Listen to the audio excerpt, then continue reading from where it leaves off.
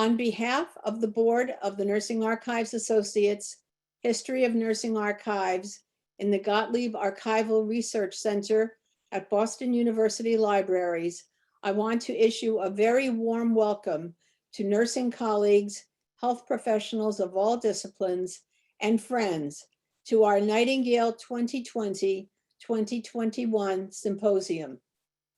My name is Sarah Pasternak, and it is my privilege to serve as the president of the Nursing Archives Associates.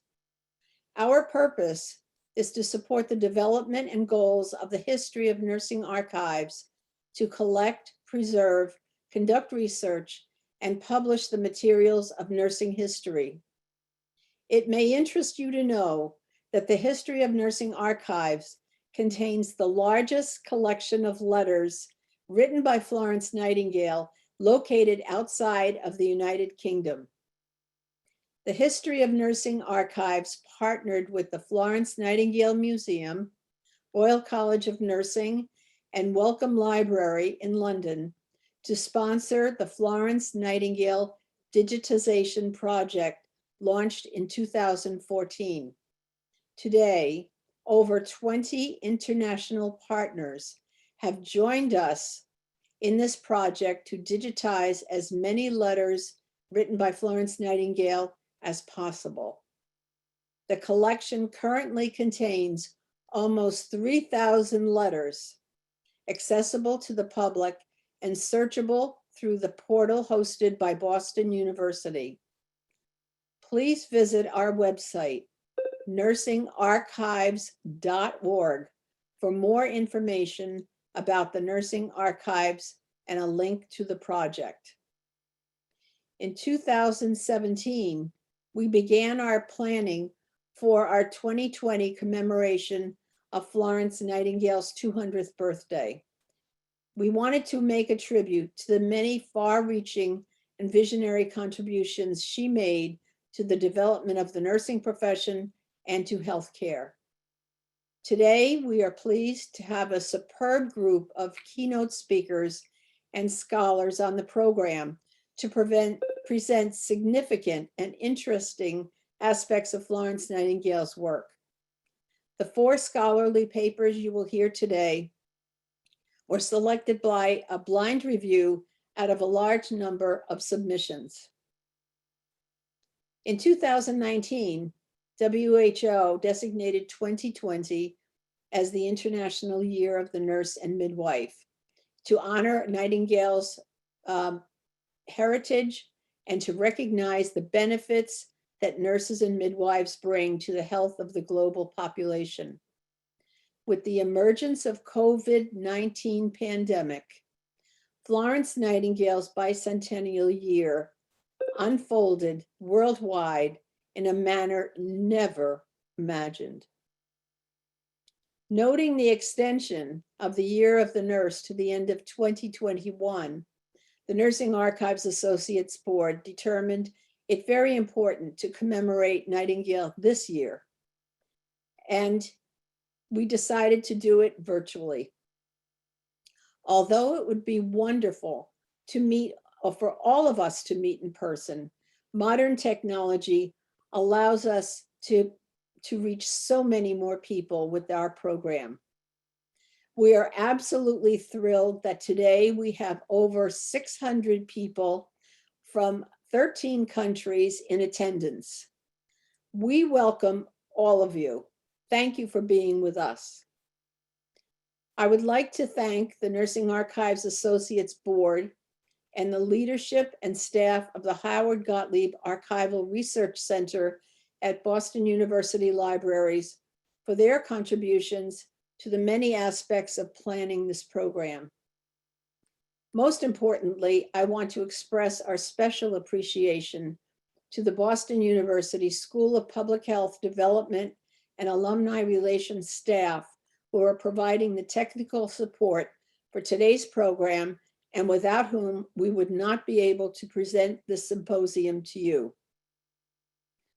I would like now to review the order of today's program. Audio of all attendees is muted and the proceedings are being recorded. There is closed captioning available for today's program, and you can reach that by the toolbar at the bottom of your Zoom screen. Our first session will begin with a keynote speaker, followed by presentations of 2 scholarly papers. A question and answer session will follow. If you wish to submit a question for a speaker, please write it in the question and answer feature in your toolbar on Zoom. Only written questions will be addressed. Following questions and answers, we will have a break. Please leave your Zoom connection active during the break. The program will resume promptly again at 12:45 p.m. United States Eastern Daylight Time. The second session will have beginning and ending keynote speakers, 2 scholarly paper presentations, followed by questions and answers. We now begin our program in commemoration of this remarkable Victorian English woman, Florence Nightingale. I am very pleased to introduce our first keynote speaker, David Green, director of the Florence Nightingale Museum in London. During his tenure, the Nightingale Museum has experienced considerable growth and formed several global partnerships. David will present Commemorating Nightingale in 2020. David, the microphone and camera are now yours.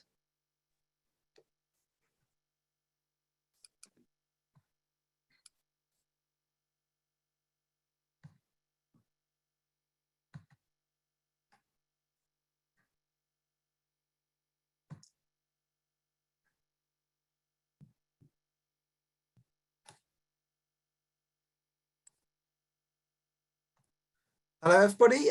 It's great to be here, and I'll start off, of course, by saying thank you very much to Sarah for that very warm welcome, and what a huge honour it is for me to actually start off proceedings of this very, very special day.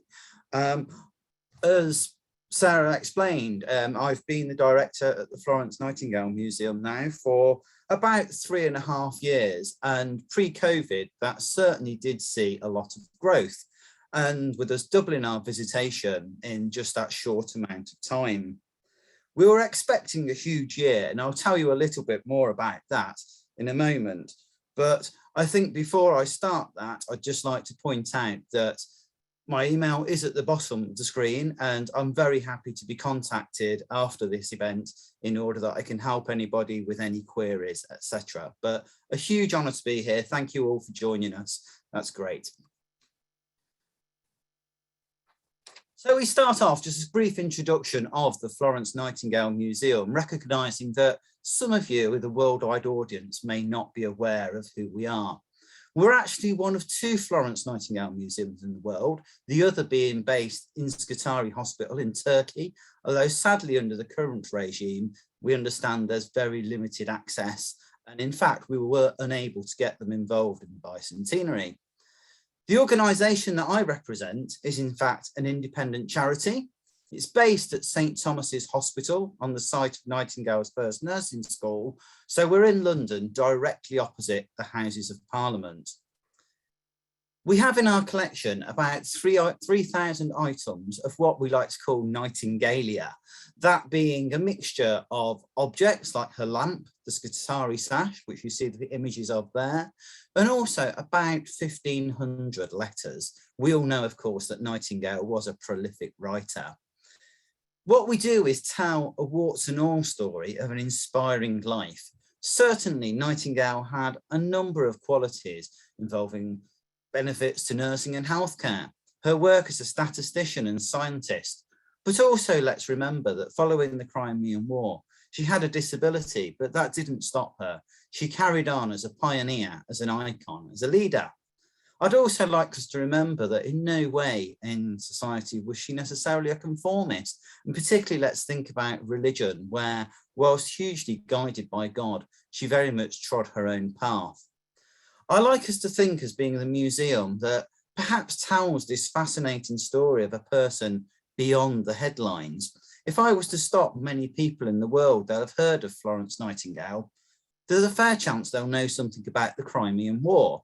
But actually, we tell the whole story and we're always eager to find out more. And that's been one of the great things about working with so many partners, in the fact that we've been able to learn from each other on this great journey. So I came to the museum in 2017 and I was very attracted by the idea of the bicentenary, of celebrating this fantastic woman, of thinking about how her contribution actually did change the world. And as a museum person, as a heritage specialist, rather than a specialist in the history of nursing, I was very keen to think about how my passion of history could actually go on and help change the world again and inspire the healthcare workers of today. Recognizing that I am not a nurse, I am actually a museum professional, I felt it was very important that we formed a steering group to look at the best way to actually approach the bicentenary. It shouldn't just be my ideas, we should look wider. So we've got together a group with the Royal College of Nursing, particularly their Heritage of Nursing section, the Florence Nightingale Fellowship, which to those of you who don't know is effectively the alumni of ex-Nightingale nurses, very ably led by Jill Prager, who's become such a close friend to the museum and me personally. We had British military nursing involved because in many ways, of course, Nightingale was that first military nurse from Britain, and also representatives of the Royal Statistical Society, very much remembering that Nightingale's story must go on beyond nursing, but of course, in the form of evidence-based nursing, it all comes together in the end. Amazingly, over the last 3.5 years, we've engaged 100 global organisations, literally across all the continents, who effectively became partners. We also helped lobby for that World Health Organization Year of the Nurse and Midwife title, which meant so much to the nursing professionals today.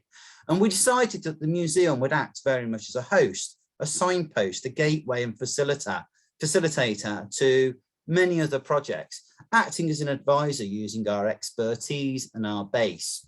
An example of that perhaps is given there with the picture of a stained glass window that, despite the pandemic, did manage to get installed last year in Romsey Abbey. Absolutely fantastic project, and one that we were really very, very proud to support, because of course it will be now there for the test of time. For those of you who don't know the geography of the UK very well, Romsey very, very close to Embley Park in Hampshire, where Nightingale spent many happy times as one of her family homes. It was also, of course, planned that we would be part of this conference and many, many others, and really was amazing the global support we managed to secure. And I have to particularly point out how involved the Italians really wanted to be, really proud that Nightingale was born there with a whole range of activities, including a special stamp for the day. For the museum, obviously, we wanted to play a key part ourselves. And the best way we thought of doing that was to have an exhibition, but not just to make it on site, like you see at the top there with our Florence Nightingale actress and part of it, but to make it so that it could tour around hospitals, taking it to places whereby people who couldn't get out, people who were receiving care would see it, the nurses would see it. So we had a pop-up version, but we also had an online version. And if you have a look at the website that I've dropped in there, florence-nightingale.co.uk/200 exhibits, a lot of quirky stories are told within that. I should very much explain, given this is an academic conference, that we made a deliberate choice to make sure that we pitched at a lot of new audiences within this. I didn't want to be preaching to the converted. I felt that Nightingale's story needed to engage those new audiences. We also created a little film in the footsteps of Florence, which actually went through her homes from Lea Hurst through to South Street, which of course isn't there today, but also Embley. We went to Claydon, which is now owned by the National Trust, another place that Nightingale spent significant times. That's shown in the museum, but it's also actually on the website as well. We created an education pack working with Guy's and St Thomas's that was distributed to all local schools in London, that is available on our website. And of course, we wanted to create a way that actually helped people, because that's what Nightingale would have wanted. So therefore, we created a volunteering programs with plans to involve over 250 volunteers throughout the year. Community site performances were important to us too, with our Nightingale actresses going out and spreading the story. But of course, they didn't really happen because COVID got in the way. I'm pleased to say that 2 major events will actually continue in the next few days, postponed from last year, those being an evensong at St Paul's Cathedral, the site of Nightingale's own memorial service. You'll see the details there and we can pop them in the chat later. If you happen to be in London next Wednesday, please do come along. Admission is free, doors open at 4:30. And then we'll also be taking part as our last big event, the finale, at the Lord Mayor's Show, taking Nightingale's story onto the streets of London with a giant effigy of Florence, a giant lamp, and a number of nurses from St Thomas's Hospital coming along with us. That event has happened since the 1300s, virtually every year, but of course it was lost to COVID last year, so it's great it's back on. Because of course, nature intervened to our plans. And it's quite funny, I mentioned the steering group earlier, and many times I urged caution to the team saying what would happen if something occurred that wiped out activity in May. Little did we know that we would find instead some activity that wiped out all our exciting plans for the whole of the year virtually. But we had to carry on. And in some ways, nature instead intervened in a way that actually put Nightingale right back at the heart of everybody's conversations and showed what an amazing legacy she had left us. So let's think a little about Nightingale in the pandemic. And I first of all, and I'm sure most of you would jump to this one, how many times over the last 18 months have we been reminded of the need to wash our hands? It was, of course, Nightingale who championed that message for everyone, starting with nurses in particular, in Notes on Nursing, her seminal work, that book that has been the basis of so much nurse education over the years, but was actually written for family audiences, recognising that many women within the home would take on that caring role. I think about the other things that have become very clear during the past year, and of course that need for fresh air, good ventilation. Notes on Hospitals was where Nightingale first wrote about that. So again, she became very relevant to our lives with this timely reminder in the form of the pandemic. There was also, of course, in London and other major cities in the UK, the Nightingale Hospitals, which were erected very quickly as pop-up hospitals to give extra capacity. The care, the compassion, the skills, the professionalism, which we saw throughout all the hospitals in the UK, both permanent and temporary, are very much what Nightingale would have wanted. So what more of a timely reminder for the bicentenary can we have than this sad action that was necessary? And then we think as the pandemic developed, how much data was gathered, how much evidence-based principles were used to find solutions. And certainly, again, that leads us very much back to Nightingale. And I've got there a picture of Dame Sarah Gilbert, who, of course, invented helped to invent the AstraZeneca vaccine. Now, I think that's absolutely amazing, and Nightingale would be so proud of this because, of course, Nightingale really wanted to champion careers for women, and that's part of the reason why she wanted to have the high standards within nursing to show what women were capable of. And I think the fact that after all this time, we're now at the point where, you know, the solution to the problem is very much being led by a team of women, Nightingale would have that huge amount of pride. There's also some perhaps lesser known things that are good reminders and connections back to Nightingale that we all saw during what has been such a challenging year and 18 months. Nightingale herself was bedridden, of course, after the Crimean War for long periods, which what we now think of brucellosis. Here's one of the final images of her in South Street. And certainly we know the effects of long COVID mean that many people are still struggling today. Nightingale was an early advocate for pet therapy. Jimmy the tortoise there is one of the exhibits at the museum. He was actually the ward pet at Scutari. I'm sure many of us also know the story about Nightingale and Athena the Owl, another one of our exhibits. If not, please look at that temporary exhibition and you will hear about it. The idea of pets giving comfort, I think, was very, very clear during the pandemic, because we saw for virtually the first time animal rescue shelters getting to the point they didn't have animals that needed a home. Although I'm sure Nightingale would be horrified to see how many have been returned, given that she was such an animal lover and so loyal to over 60 cats throughout her life. Also, the need for good fresh air, spaces that have different colours that were soothing and so on, the love of nature. We captured that completely in the garden that we did for the RHS Chelsea Flower Show and the museum advised on. But Nightingale wrote about that, of course, extensively. And of course, we've all seen that there is a real need for people to get out after being cooped up, and what an effect that can make on people's mental health. I've also included a couple of things because I think one of the other things people remember when we look back on history is that 2020, as well as the pandemic, gave a great shift regarding how people campaigned. And Nightingale is probably the ultimate campaigner, isn't she? Taking on whatever she felt in the cause of the day was where humanity needed to sit. The bottom image there, we've certainly seen a huge amount of climate change protest, haven't we?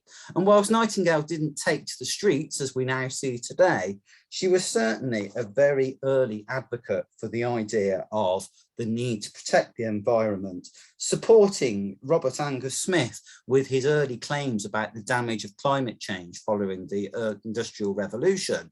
What foresight for her to join that campaign, which many people would have laughed at the time, but we're all seeing is very, very relevant. Equally, of course, we saw huge amounts of racial protest and protest regarding sexuality last year as well. And whilst Nightingale was perhaps a typical Victorian of the time, I think it's important to remember that such issues definitely were on her radar. Let's give an example, for example, of how she felt about the British treatment of people within the India as part of the British Empire. Undoubtedly, she was an imperialist. It would have been almost treason not to be at the time, but she certainly was prepared to take on the government when she didn't feel, for example, during the Indian famine, that the British were doing the role they should do in caring for subjects. And there's other examples too. And that makes me think, if Nightingale was around today, what sort of things would she be getting involved with? And I think these are just the sort of issues, because as well as being a nurse and a campaigner, the word that always comes into my mind when I think about her is humanitarian. And certainly she always wanted to be relevant. So yes, what would happen if Nightingale was around today? And I'm using this image partly because I wanted to share with you one of the pop-up events that we hastily organised when it was very clear we were going to lose a lot of activity in 2020. In less than a week, and despite the challenges of lockdown, I did manage to arrange via the Speaker of the House of Lords and House of Commons that we projected onto Parliament.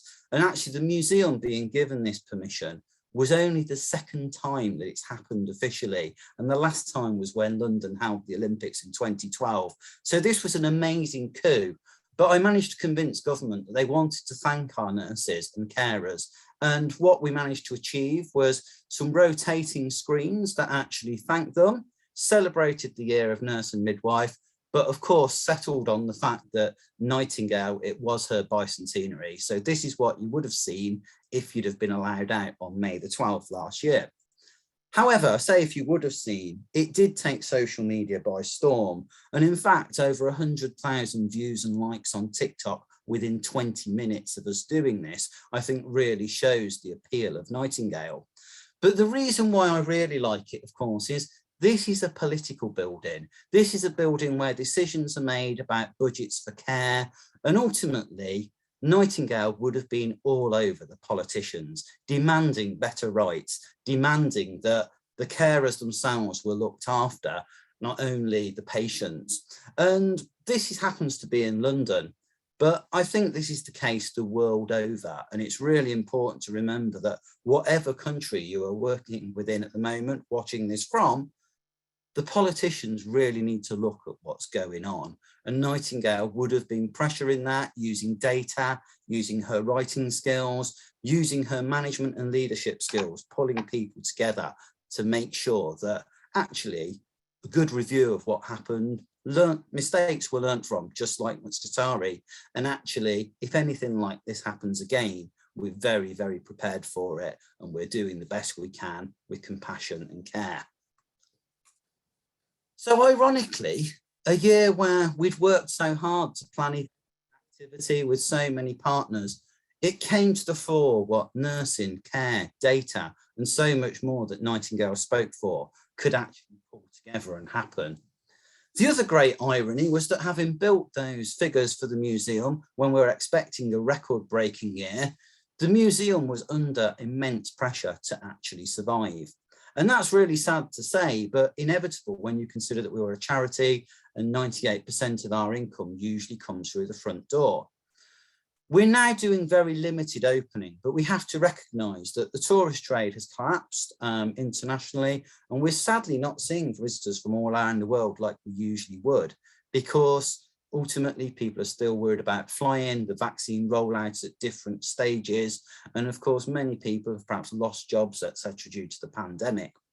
So if you're able to support the museum in any way, I hope you don't mind me adding this in as a final slide, but please do have a look at our website. Perhaps consider buying your Christmas presents from our web shop, perhaps consider making a donation, or even booking a digital session with Florence. You can book a consultation with our actress there, who will tell you her life story and so on. Very, very popular. We even made the press with it in the UK. So that's what we've been doing over the last year. We want to support the profession. We want to support the history of nursing going forward. And hopefully we can survive this bump in the road, because we've certainly made a lot of friends along the way. Thank you for listening. If you want to stay in touch, please do follow us on Twitter at Florence Museum. And like I say, any questions I haven't been able to answer, please do make sure that you get in touch with me afterwards. We've got a busy few days, but I will get back in touch eventually. Thank you very much for listening. It's been an honor to be here. Thank you, David, for that wonderful presentation and overview. That projection on Parliament was just magnificent. It's wonderful to see nursing being recognized. I would like to move on now to our next presentation. The first of our scholarly papers will be presented by Dr. Maria Tackett. Dr. Tackett is a retired lieutenant colonel in the United States Army Reserves. She was deployed to Iraq, where she was responsible for the emergency room. Upon return to the United States, she served as chief nurse of the 405th Combat Support Hospital. The topic of her paper is From Scutari to Iraq, Nightingale's Enduring Concepts of Combat Trauma Nursing. Dr. Tackett, we thank you for your service. Please begin.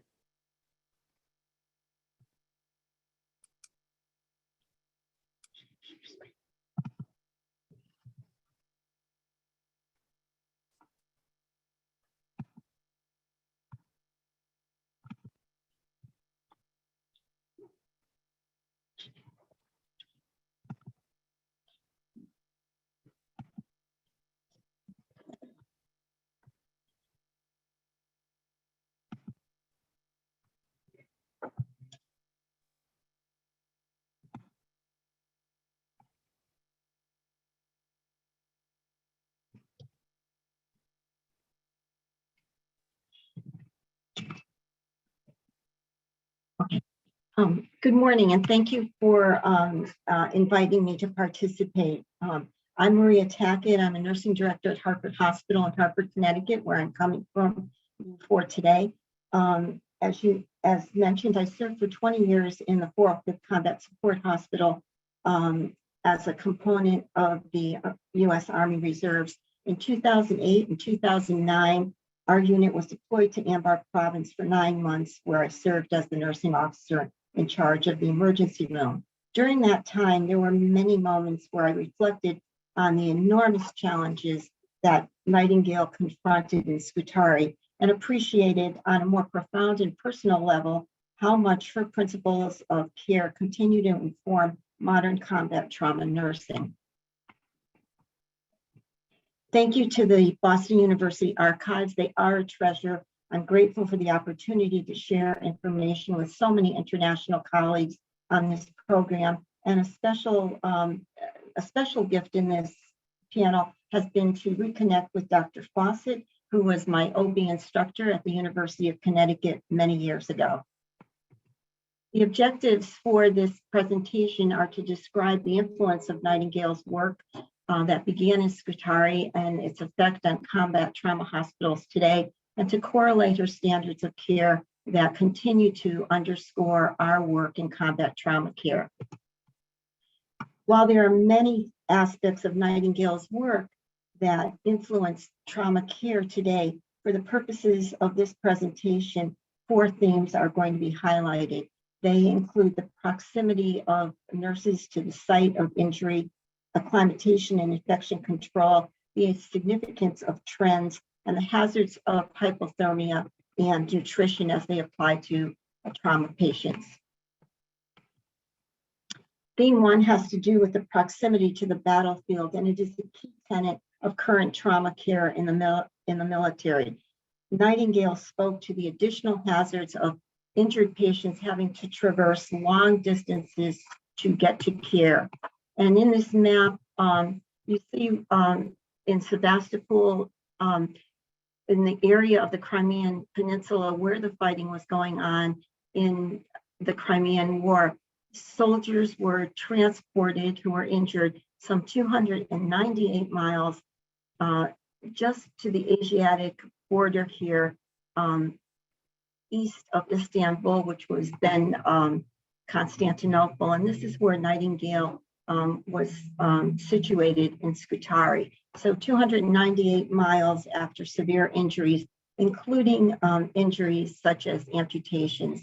She noted the significance and the additional trauma and devastation that travel provided for soldiers who were injured. Today, modern combat trauma nursing and medical care identifies the importance that we must be very close to where people are injured. In this map of Iraq, here's Baghdad. I don't know if you can see it, the red spot. I have an arrow, but not sure if it's imaging here. Where the star is where we were located with the 405th Combat Support Hospital. We were situated 10 to 20 minutes away from injured Marines and soldiers, and they were quickly transported to us.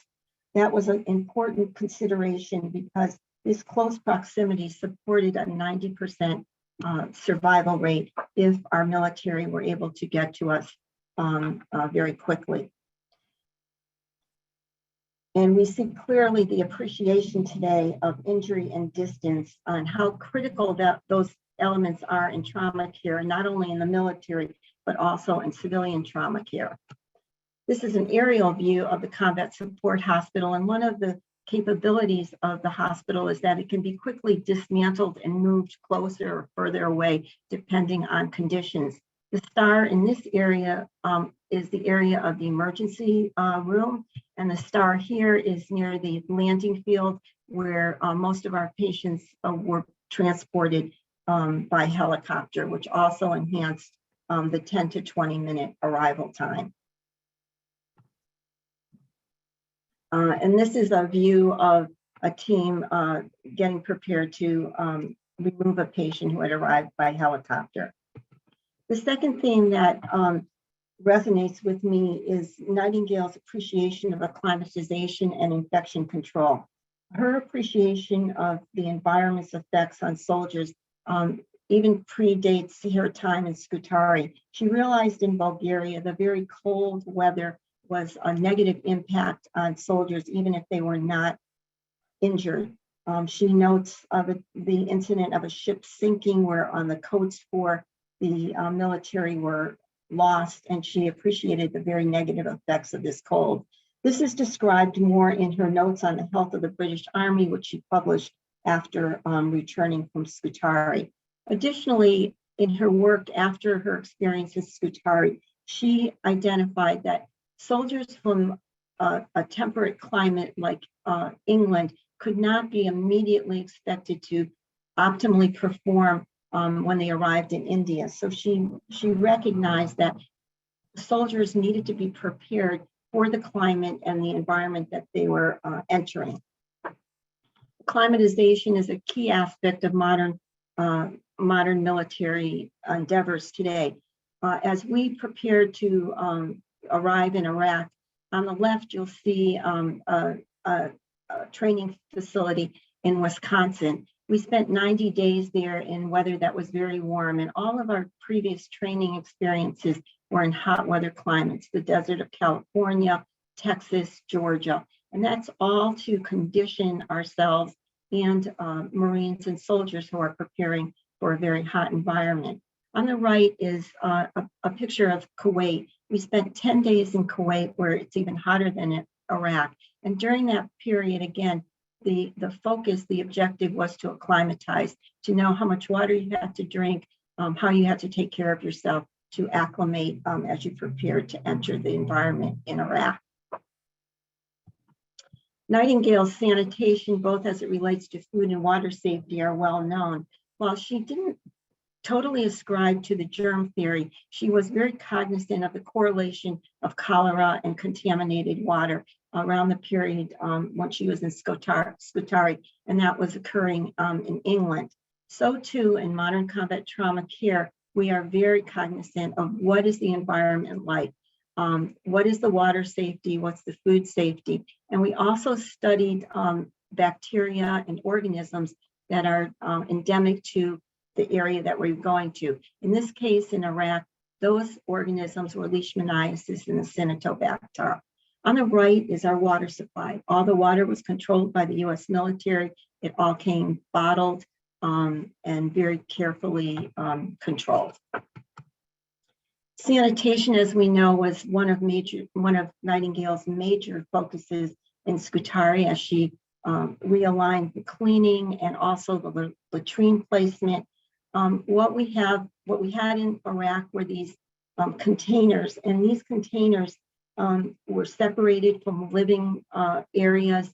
They collected what we called gray water, and that gray water was shower water that had been used, water that had been used to brush our teeth or toileting.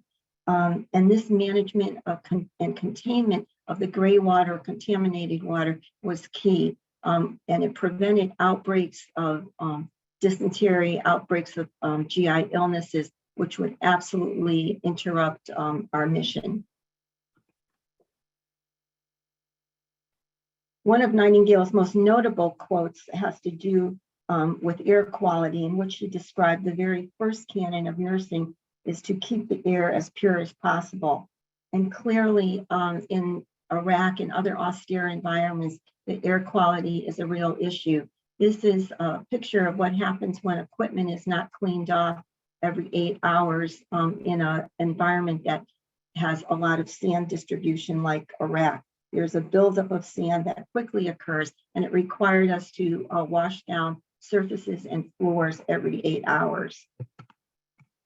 Sandstorms greatly contributed to our challenge to keep the air pure. This is an image of a particularly severe sandstorm during the period that we were there. And a medic and I are returning from the landing zone and have really abandoned our masks because the intensity of the sand was so great that the masks really didn't help us out too much. On this particular sandstorm, we could actually feel the sand in our teeth. So it gives you, it underscores how challenging these environments are in order to keep the air clean and to maintain air quality. The air quality was also a consideration for us in terms of wound care. This was a Marine who had suffered a compartment syndrome and required a fasciotomy. So for us, as for Nightingale, optimizing infection prevention was very important. We appreciate all that she had to do with maintaining clean dressings. For us, we were able to use some, while using her basic concepts of barriers, we had the advantage of being able to use some wound vacs, but the principles were the same, to keep the dressing as clean as possible to promote optimal healing. A third thing has to do with her trends and looking at rhythms of disease patterns, rhythms of injuries, and tendencies in the work. So we're all very familiar with her historic diagrams, and she really set such a vision for looking at injury, looking at complications, and survival rates. On the right, flash forward about 150 years after Nightingale's time to the work of R. Adams Cowley, who founded the Maryland Trauma Institute in Maryland, Maryland here in the States. He identified through his studies of his patients that there was a trimodal distribution of trauma deaths. The first peak being very early on, related to severe injuries, including head injuries. A second major piece of trauma deaths occurred, he found in his studies, from pneumothorax, hemothorax, massive chest injuries. And then later on in the trauma recovery area, he ascribed the death rate to infection and malnutrition. So as Nightingale studied these concepts, so too we see that they were again surfaced as very legitimate concerns in the care of trauma care, and ones that we still look to today. R. Adams Cowley also, in his review of statistics, developed the golden hour, which is very well known in trauma care. He identified when patients were most apt to survive, and he found that when they got to care within 1 hour, they were most apt to be able to survive their injuries. So as we look today at trauma care, both in the military and on the civilian side, we look at patterns of injury. We can anticipate certain injuries based on the mechanism of injury after studying multiple experiences with it, whether it's a blast injury or other type of injury. We also carefully attend to trends in the triage area. We know that we can expect certain types of illnesses or injuries in civilian triage as in military triage.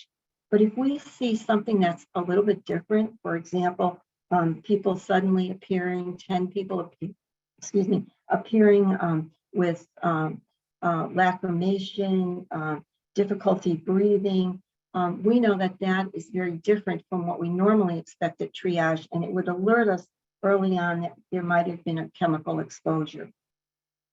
So trends continue to guide us in our PI reviews and in our reviews of complications as well. The last theme that this presentation covers has to do with hypothermia and the nutritional deficits on trauma patients. These are direct quotes from Nightingale's notes on nursing. And she really recognized, again, over 160 years ago, that some trauma patients who survive the initial injury will not survive because they are actually starved to death. And she describes in the second quote that this starvation may result in death many weeks or months later.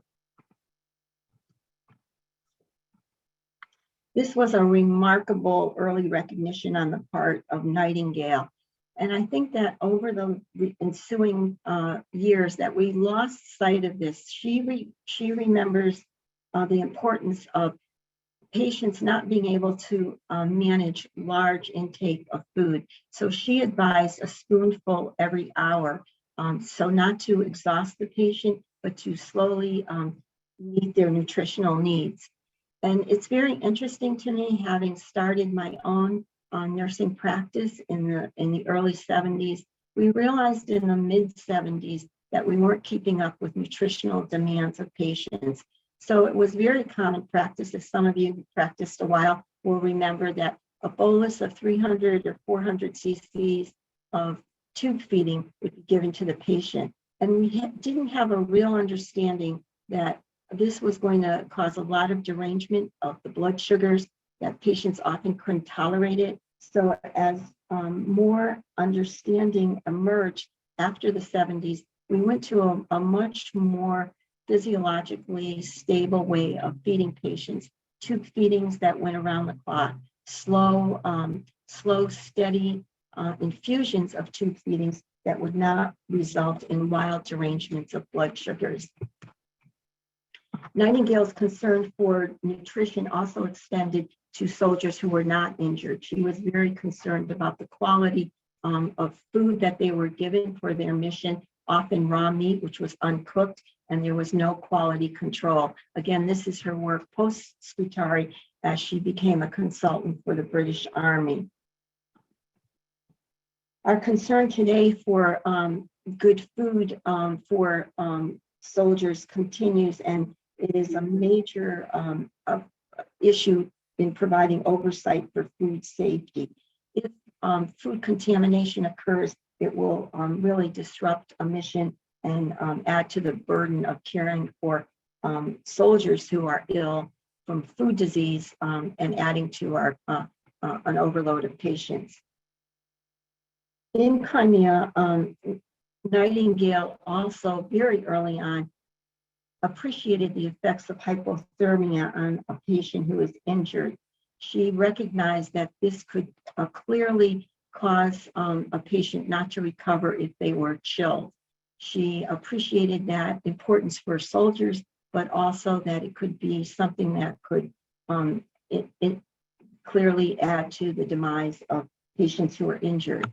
And today it is a particularly relevant concept for those of us who work in trauma care. It's actually identified in the triad of death, which is correlated to trauma, and hypothermia continues to be a major element that we work against. We do that by warming rooms to where it's uncomfortably warm for people who are attending the patient. We provide these very warm environments.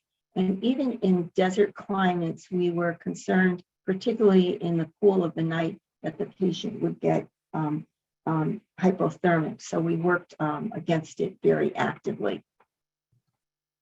So that concludes the 4 elements of Nightingale's impact on modern trauma care that I wanted to share with you. There are only a few of the insights that inform and guide us today, not only in the military, but in the civilian setting as well. I want to thank the committee for organizing this wonderful conference, and I look forward to your questions and comments. You are also able to reach me at my email, maria.tackett@hhchealth.org. And thank you so much for your attention to this topic. Thank you very much, Dr. Tackett. The more I learn about Florence Nightingale, the more I'm amazed at her visionary concepts. And your presentation has reminded us of how far-reaching her work has been. Thank you again. I am now pleased to introduce from London, Dr. Susan Cohen, who is a historian, an independent scholar, and author. Dr. Cohen has studied Victorian history, history of nursing, and district nursing in Britain, and she has lectured about and authored several books on these topics.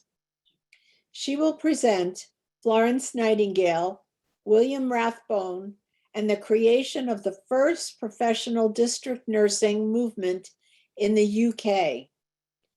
The question and answer period will follow directly after Dr. Cohen's presentation. Dr. Cohen, please begin.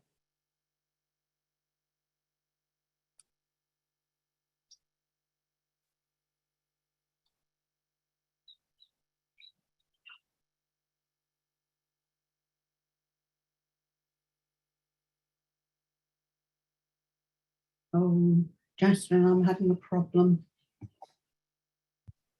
I'm going to share your slides for you and you can Yes, tell me. please. Okay. Yeah. So if you just stop sharing yours, I can share my screen. Okay, thank you. I can still move the slides, can I? You'll have to tell me to move the slides. Okay, okay. So we will share.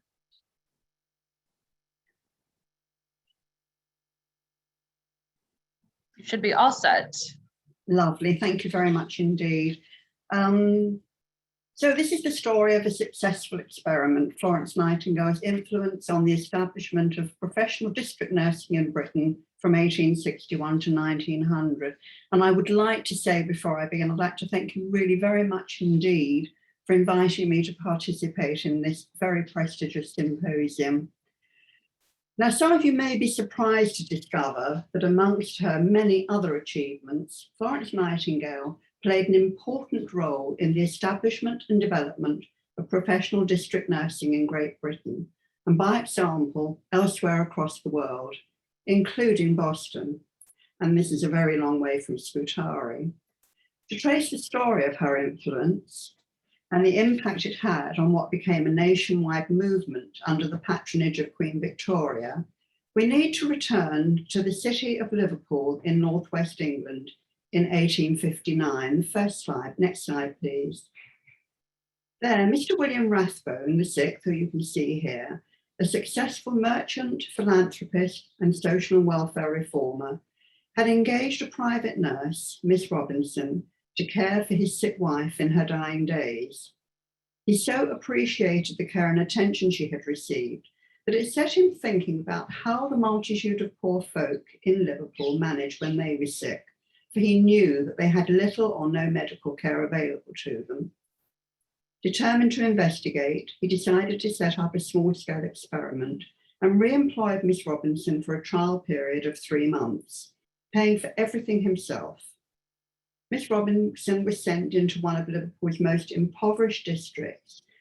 Next slide, please, like these you can see here, with instructions not only to nurse the sick poor in their homes, but importantly, to try and show them how to help themselves. Within a month, she was begging William to be relieved of her duties, saying that she could no longer endure the misery she encountered. But he persuaded her to persevere, and it soon became clear to both of them that the experiment was not only worthwhile, but had far exceeded any expectations. And if further proof of success was needed, Miss Robinson turned her back on private work and instead devoted herself to nursing the sick poor in their homes.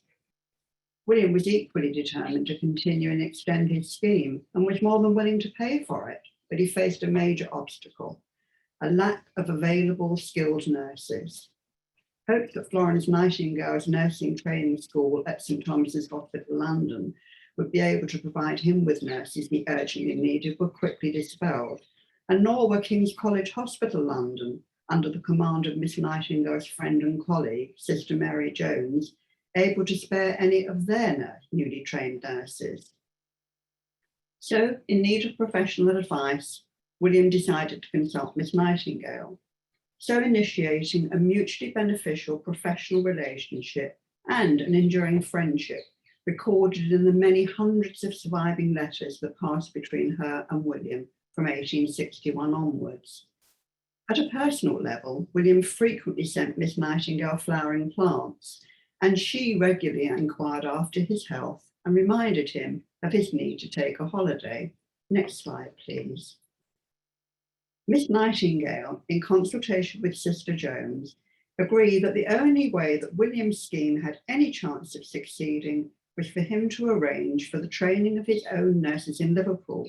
He did exactly this, and before long he had made a princely offer to erect a suitable building entirely at his own expense alongside the Liverpool Royal Infirmary, which for the chairman of the hospital was an absolute dream come true. The creation of the new training school and home for nurses, which you can see here, was paid for by William, and it fulfilled Miss Nightingale's most important criteria, that hospital nursing for would-be nurses was essential, for as she said, Where else could they encounter the range of serious illnesses and surgical cases? Nor, in her opinion, was there any more important role for the hospital to play than training nurses to provide nursing for the sick poor at home, which was in accord with William's scheme. Miss Nightingale took a great interest in the progress of the new training school, advising Williams on the plans for the building, giving them, as she said, the same consideration she would have done if she had been the matron. She also gave his set of hospital-style regulations for probationers her full approval. When the Liverpool School opened in 1862 and William was seeking a superintendent, Miss Nightingale again offered help, arranging for his two lady candidates to spend 2 months at St Thomas's and King's College hospitals, so they could be shown, and I quote, the practical working of a very large hospital. The drawbacks of engaging ladies with no nursing experience, common practice at the time, soon became apparent and led to serious staff problems, and was an issue that came to occupy much correspondence between William and Florence. Only later did William come to accept that Liverpool was in need of superior educated superintendents. Where the two agreed from the outset concerned religion and the danger of mixing it with nursing, as happened with some of the sisterhood schemes elsewhere. Miss Nightingale is warning that, and I quote, the care of the body might become confused with the care of the soul, and religious loyalties come into conflict with the responsibility of the nurse, was strictly upheld. And the district nurses in Liverpool were banned from engaging in any religious proselytizing or discussion with patients. Next slide, please. And can we have the next one, please? The picture here demonstrates that Liverpool presented the most difficult conditions in which to organise a system of home nursing of the sick poor, but nevertheless the scheme grew exponentially across the city. Notwithstanding the many challenges, even the modest William must have been delighted when Miss Nightingale wrote that the results in the city were greater than even the most sanguine hopes could have foreseen. And even though Miss Nightingale stressed the importance of the work being a pioneering venture rather than a model for similar institutions all over the country, the scheme was emulated elsewhere, especially in the north of England. The 1865 publication, The Organisation of Nursing, which was dedicated to Miss Nightingale and included a lengthy introduction by her, served as a blueprint, as it detailed the foundation and progress of the Liverpool Training School and district nursing in the city. Not seeking any recognition for his work, William chose to keep his identity as the author a secret, and Miss Nightingale supported him in his decision and studiously avoided identifying him. After William was elected as a Member of Parliament in 1869, he spent part of the year in London and was in more regular contact with Miss Nightingale, corresponding very frequently about district nursing. Then, when in 1874 they were consulted about a proposed new district nursing system in London, it was Miss Nightingale who was insistent that a thorough survey of the nursing needs of the population had to be taken first to establish exactly what was needed and where. It's clear from the almost daily correspondence that, as Monica Bailey observed, Miss Nightingale made the pellets and William fired the shots. It was he who chaired the inaugural meeting of the new National Association in December 1874, and it was he who succeeded in getting a resolution adopted for Miss Nightingale's survey subcommittee to be set up. With William in the chair, he and Miss Nightingale were able to select the members. Next slide, please. And it was their decision to appoint Miss Lees, later Mrs. Craven, seen here, who had studied nursing in Canada and the United States, to undertake the survey, which she did meticulously. Importantly, she argued for a two-tier training system, and the survey embedded the idea of district nursing as a profession with a special and higher training where the nurse was accountable not to an untrained lady superintendent, but to a highly trained nurse who was then appointed to supervise. Ultimately, she won both William and Miss Nightingale round her way of thinking, and the role of the trained superintendent was recognised as of paramount importance. District nursing could be a very solitary profession, so that living in a common home under the watchful eye of a professional who could advise and supervise made up for the stimulus of fellow workers and the bustle the nurse would have encountered in a busy hospital. No wonder that Miss Nightingale later referred to the trained superintendents as the genius of nursing. Another vital aspect of the work of the new association that heartened Miss Nightingale was that the primary objective of the new system was most definitely to give first-rate nursing to the sick poor at home. She and William understood that if district nursing was to raise the standard of hygiene and care in the homes of the poor, it required women who were literate and articulate.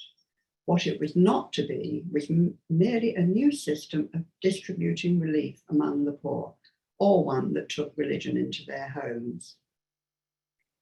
Financing the scheme was a perennial problem, and even with Miss Nightingale's public efforts in support of fundraising, the future of this great experiment hung in the balance until 1886, the year before Queen Victoria's Golden Jubilee. Next slide, please. When William heard the official announcement in August 1886 that the surplus money for the Women's Jubilee offering, a sum of £70,000, was to be devoted to nursing if a suitable scheme could be formed, he was propelled into action. He wanted his scheme to be accepted, and even though he was away on holiday at the time, he immediately wrote the first of countless letters to Miss Nightingale, setting out his initial plan. For months they corresponded again on an almost daily basis, honing his initial ideas for a national district nursing service, with him observing that her views were much wiser, as they always are. Importantly, they had both come to accept the principle of district nurses being better educated and having a longer period of training than a hospital nurse, and this became the central plank of the proposal.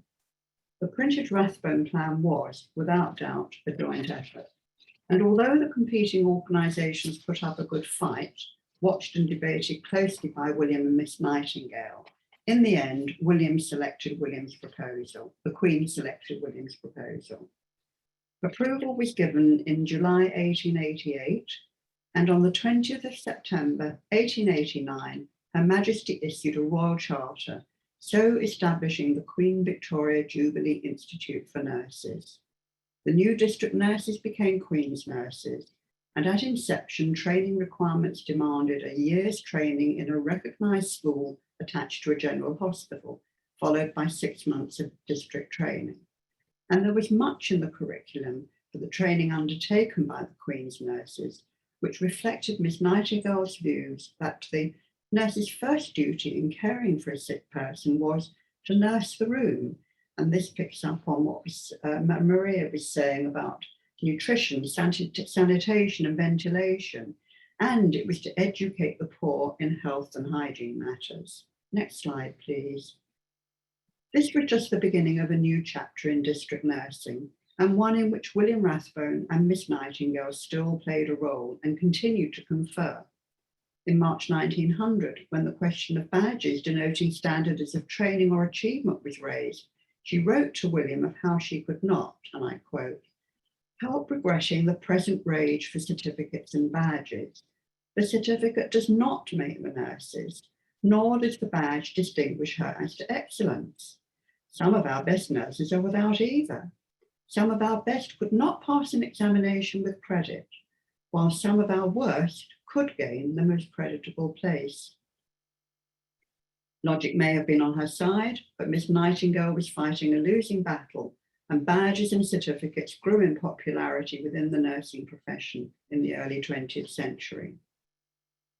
Given the support that William had from Florence Nightingale during the inception of his district nursing movement, it was not surprising that when he came to compile his own story of the history and progress of district nursing in 1889, he invited her to write the introduction.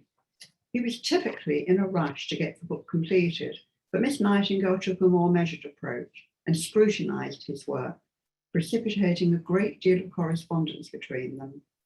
Her initial reaction was to say that the work should be an index to its strong points rather than an account of the shortcomings. She also recommended that he stress the difference in the position and dedication of women for district nursing. As she pointed out, it provided a unique opportunity for gentlewomen to be independent, whereas formerly they could only marry. She also urged him to add something about maternity training and nursing. However, as a subsequent letter made clear, there is evidence of some tension between them over this. She was still not happy with his addition. On this very important matter, it failed to make clear that lying institutions did not train in maternity practice. In 1898, even as her health was failing, Miss Nightingale was still engaging William in discussions about district nursing, inquiring of him, and I quote, "Do your district nurses teach, or your midwifery nurses, how to feed young children? It is incredible what is given to quite young children by the tenderest mothers." We do not have his reply, but the curriculum did indeed come to include district nurses giving guidance on the provision of nourishment, but this was part of the wider remit of them educating patients. In conclusion to this very brief overview, there can be little doubt that William was, as Florence Nightingale made abundantly clear on many occasions, the real founder and pioneer of district nursing, and that he was, as she said, owed an immense debt of gratitude.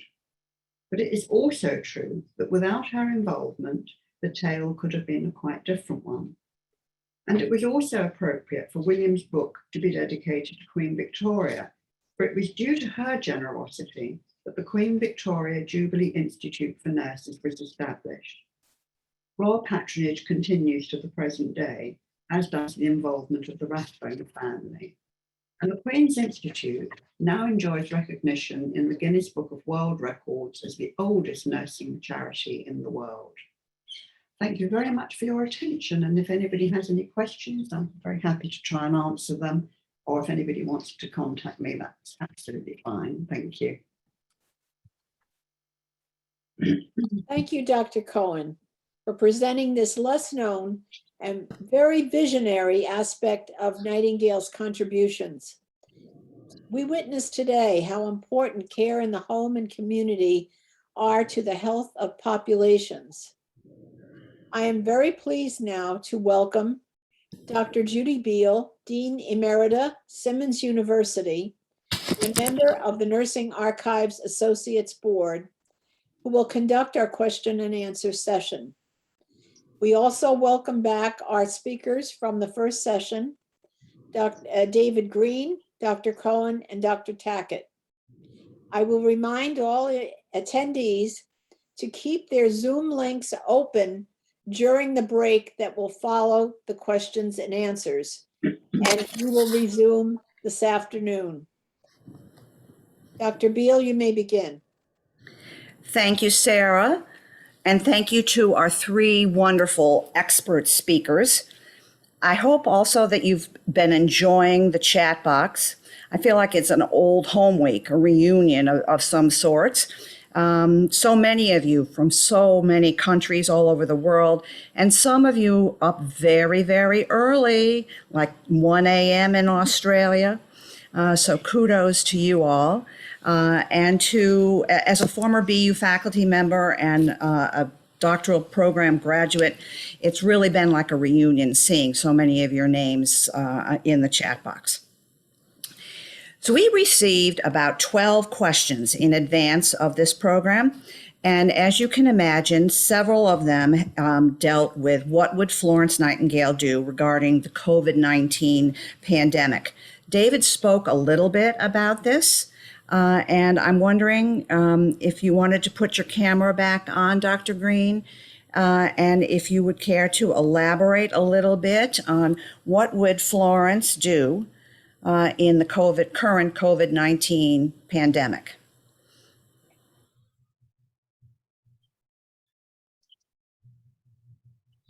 Do we see David? David? Not today, disappeared. Well, maybe we'll come back to him. We have a few other questions also. I was wondering actually if Dr. Cohen could speak a little bit to what would Florence do in the current COVID-19 pandemic from a district nursing perspective. Well, the district nurses, in fact, have played an enormous role during the COVID crisis, because you probably would be more familiar with them as community nurses, but they have been working flat out, visiting patients at home where they can and providing support for patients. So they've had an extremely vital role to play. They have a very largely educative role as well as being on at a practical level. So I'm not a nurse myself, so you'll have to excuse me if I don't, I can't answer, specifically medical questions, but their remit is to be providing care at home. And of course, during the pandemic, when people were not able to, where there weren't enough beds for people in hospitals, that care in the community was absolutely vital and still is. Thank you. I just got notice that David had to jump off of the webinar, so perhaps he could respond to this in the chat box, but great job, Dr. Cohen. And you have another question. You have actually two more questions. Oh my goodness. One of them from Victoria Segura. Can you explain what district nursing is and how it is different than typical nurses of the time?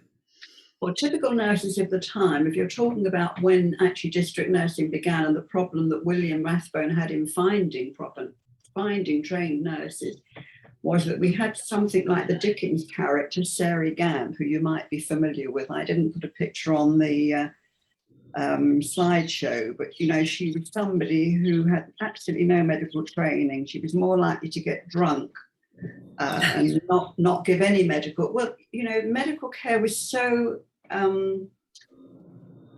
There was really very little knowledge at the time about what you did for people and how you were able to care for them. And these women were not nurses by any understanding that we would have today, which is obviously where Florence Nightingale was so vitally important, that she sees what's required and she begins her training programs. So the majority of people would have not had any nursing care at all. They wouldn't have known how to care for people. They would have to have relied on family and friends. These are, the people that we're looking at in Liverpool, for example. And it's only with Florence Nightingale's intervention that nurse training begins and professional nurse training begins. And that once the Queen's Nursing Institute is set up and provides training for nurses which goes into their homes, which is not just about medical care, but it's also about teaching people about sanitation, about ventilation, about hygiene, and how best they can feed themselves with their limited resources, because medical knowledge is very sketchy still at the time. So, that's what identifies a district nurse as being different from a nurse who's working in hospital. But the important thing is with the district nurses that they have to be trained nurses. They don't have a professional qualification until 1919, when the Nurse Registration Act comes in, but they are being thoroughly trained. And the Nursing Institute itself, which trains the district nurses, is very strict about where the nursing training is undertaken. So it can't be done at any hospital. It has to be a specific hospital. So it might be at the Nightingale Hospital or somewhere else. So they're very highly qualified, and exactly as William and Florence Nightingale recognised, they needed to have additional training from what would have been required I say just, I don't mean that disrespectfully, but what was required for hospital nursing. Thank you.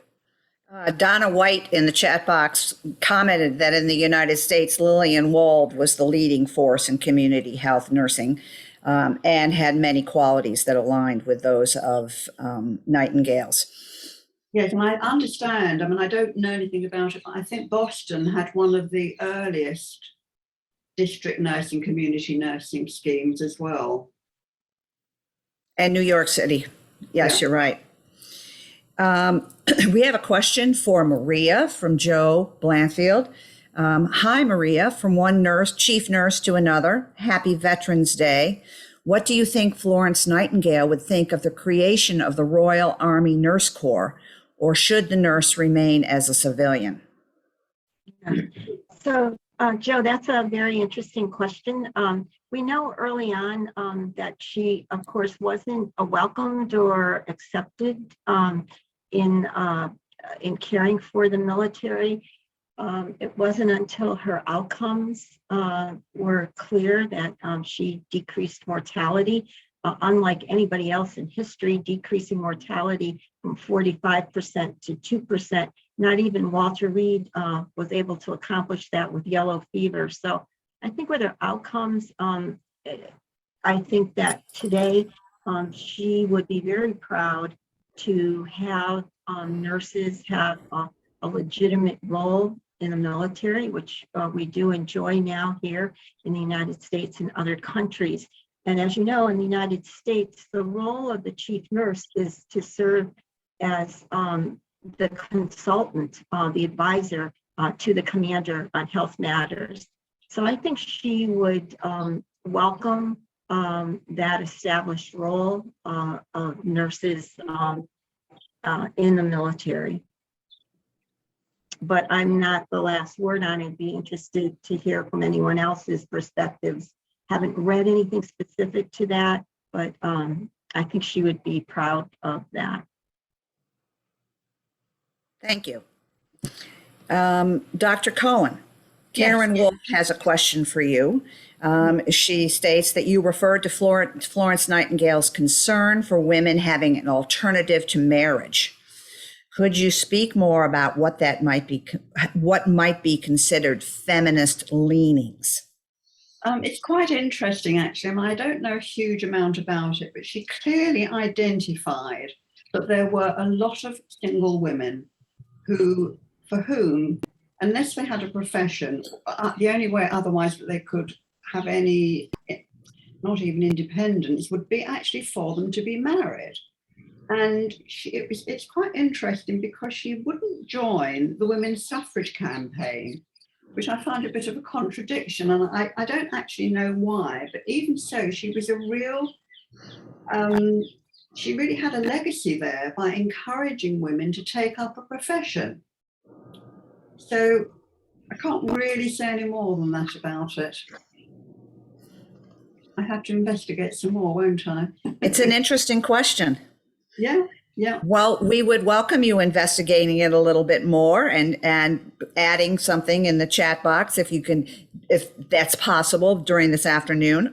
Or people can, perhaps Karen Wolf could email you and get some response. One of the questions that we received in advance, I'm going to toss open to both of you.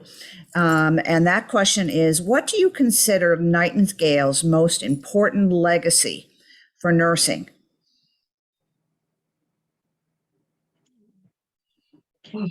For me, not only in the military, but in the civilian world, the impact that nurses make in survival, that her basic tenets are so powerful in recovery, in reducing complications.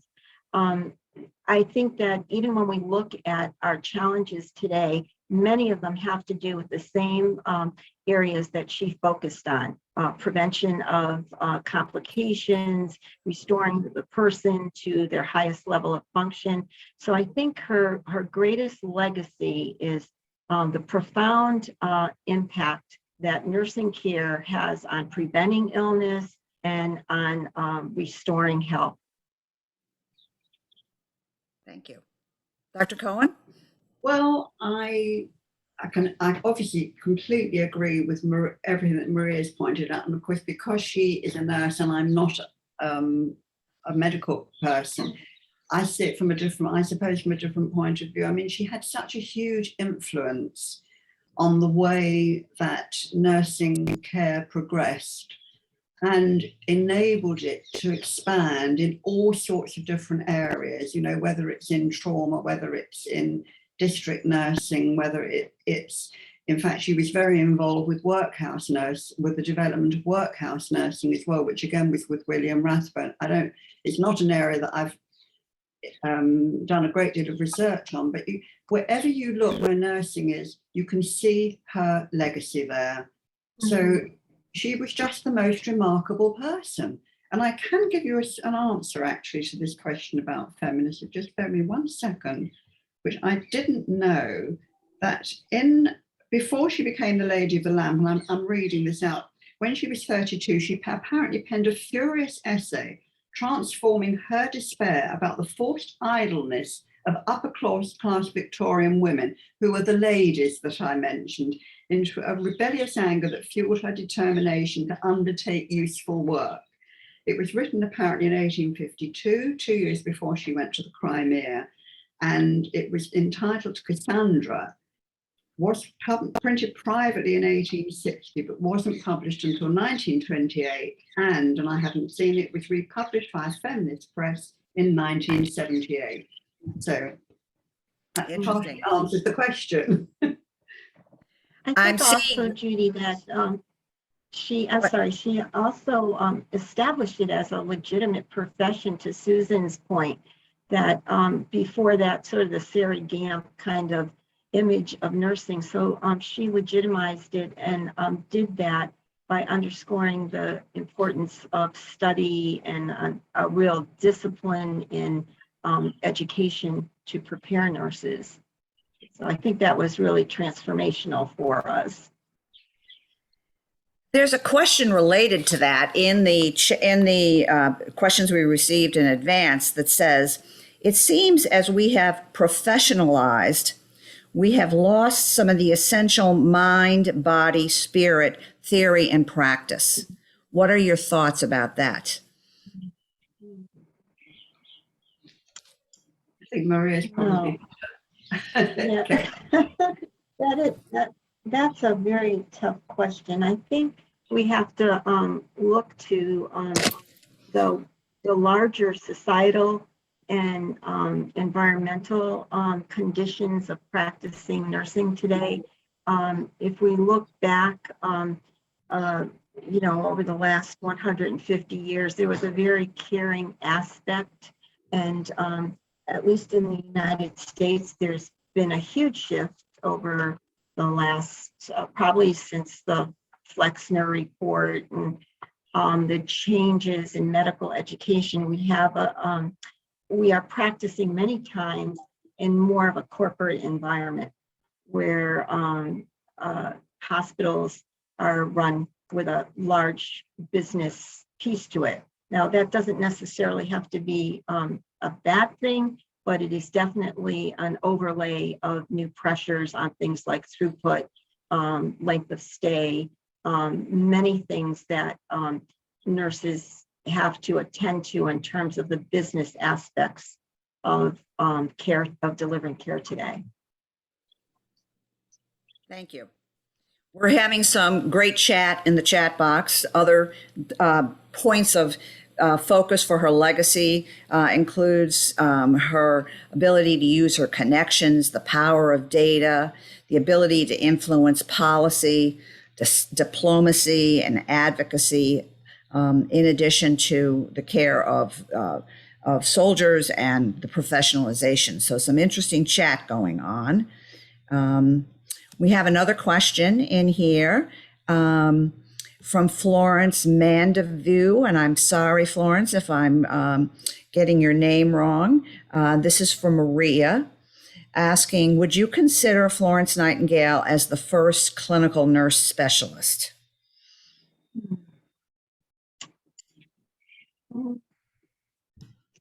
I think I hadn't thought about that before you asked the question, but it's certainly something to consider. She was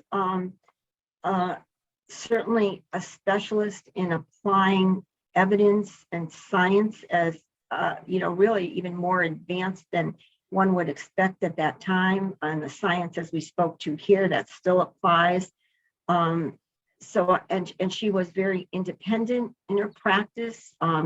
She clearly had demarcations that she set between medical practice and nursing practice, and that nursing science, as she saw it, was an independent endeavor.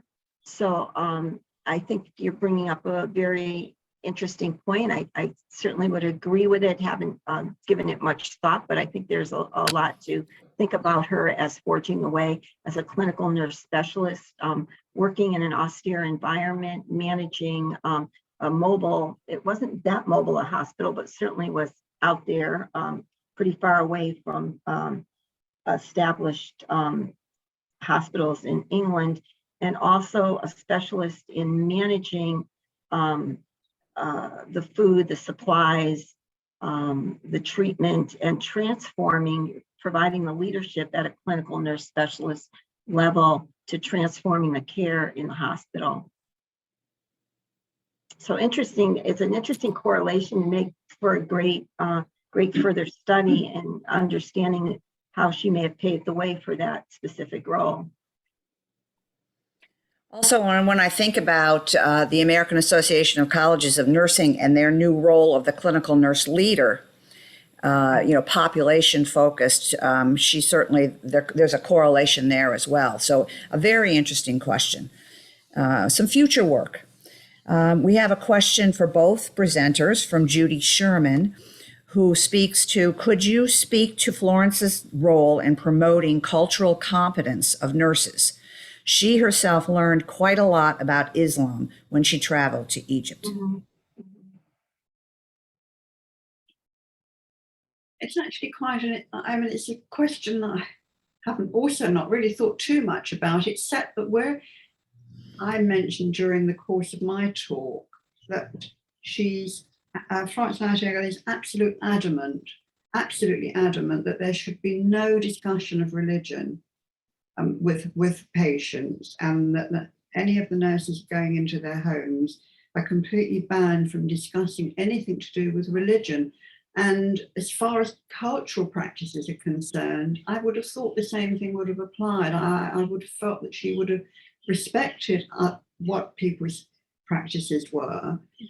But of course, certainly in the case of Liverpool, it's a very mixed, very poor community. There would have been different religions amongst them. There was quite a big Jewish population, which I assume that the nurses would also have visited.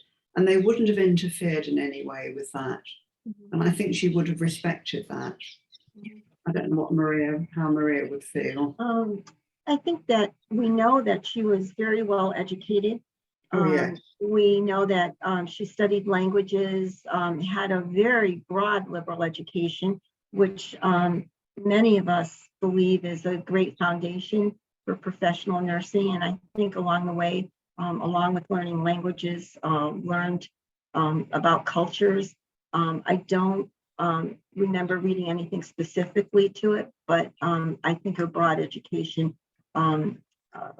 would probably underscore a non-judgmental acceptance of patients and situations. Thank you.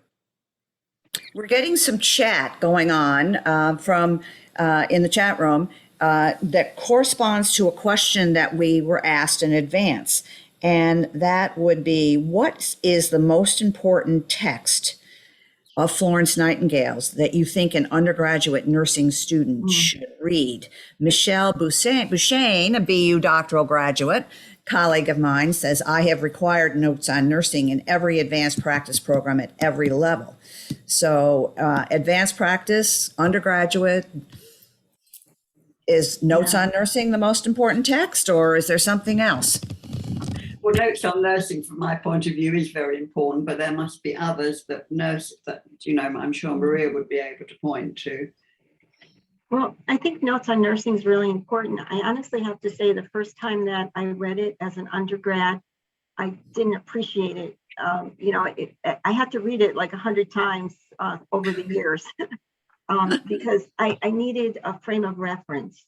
And so I would encourage, as we work with our students and our younger colleagues, to keep it handy, refer back to it as you develop your practice. And I think that it is a text that will bring more meaning as you develop more experience. I agree with you. I've had to read it many, many times, just recently again, and it's hard for an undergrad. Mhm. Getting a question, there was an interesting question in the chat. Maybe this is for Maria. Did Florence Nightingale have PTSD? I don't know. I'm not a mental health expert. I do think that when nurses or medics are exposed to these large volumes of patients who are so severely injured, and the injuries in combat are really unimagined in civilian life. Even even if you worked in trauma before a deployment and had many, many years of experience. And this is one of the difference between nurses in Vietnam who are very young and nurses who subsequently have been deployed for missions in Iraq and other places that were older. That experience is beneficial. But even with that experience, it is a very different environment and a different severity of injuries and a different volume of injuries. So I think just every nurse has to come to make some peace with it, whether it is talking with colleagues or family, or has to have some way to reconcile or compartmentalize it. So I'm sure with her experiences where she didn't have a lot of support from the military, she had her 38 nurses with her on her team, but really didn't have a lot of training. I'm sure it must have been a quite unnerving experience. And then when she also physically was not doing well, I'm sure that impacted her outlook on things. A follow-up to that was written in the chat. Was she ahead of her time in noting mental health issues? And what would have been her reaction in relationship to the fallout from the pandemic, the COVID-19 pandemic on society? Any thoughts on that? Well, I mean, I think, go ahead, Susan. I'm again not from a medical point of view, but my thoughts are that she was ahead of she was so ahead of everything. But I think she would have understood. She would have had an understanding. I think she clearly references the stresses on the physical stresses, and also even the stress on the patient. If, for example, she advised nurses to not walk and talk in the room. If you're talking with the patient, stop moving. So I think she was very sensitive to environmental factors that promoted a positive outlook, but I can't really reference off the top of my head a specific correlation to mental illness or PTSD. But I think she was always concerned from her environmental theories, very concerned about what's going on around the patient. Is there noise that taxes them? Are they not getting enough rest? So I think both those factors contribute to stress in environments where PTSD might occur. Makes sense. We're getting some great questions in the chat box instead of the Q&A box, but that's fine. Dodie Harper asked everybody, but I think we'll ask our two presenters. While Nightingale clearly set the direction for the discipline of nursing, she also engaged with other health disciplines and policymakers to advance her work. Could you comment on her ability to span the disciplines to advance her agenda?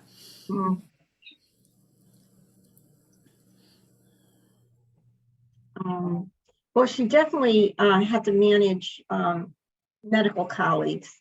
And I think when she returned from Scutari, really the rest of her life, she was influencing policy. And she did that by, the continuous meetings that she had, even from her bedroom, when she, wasn't up to getting out, continually identifying who were key stakeholders, both in her social circle and her professional circle. Who were the people of greatest influence that could advance her initiatives? Yes, I would think we would say she was a really good networker. Mm-hmm.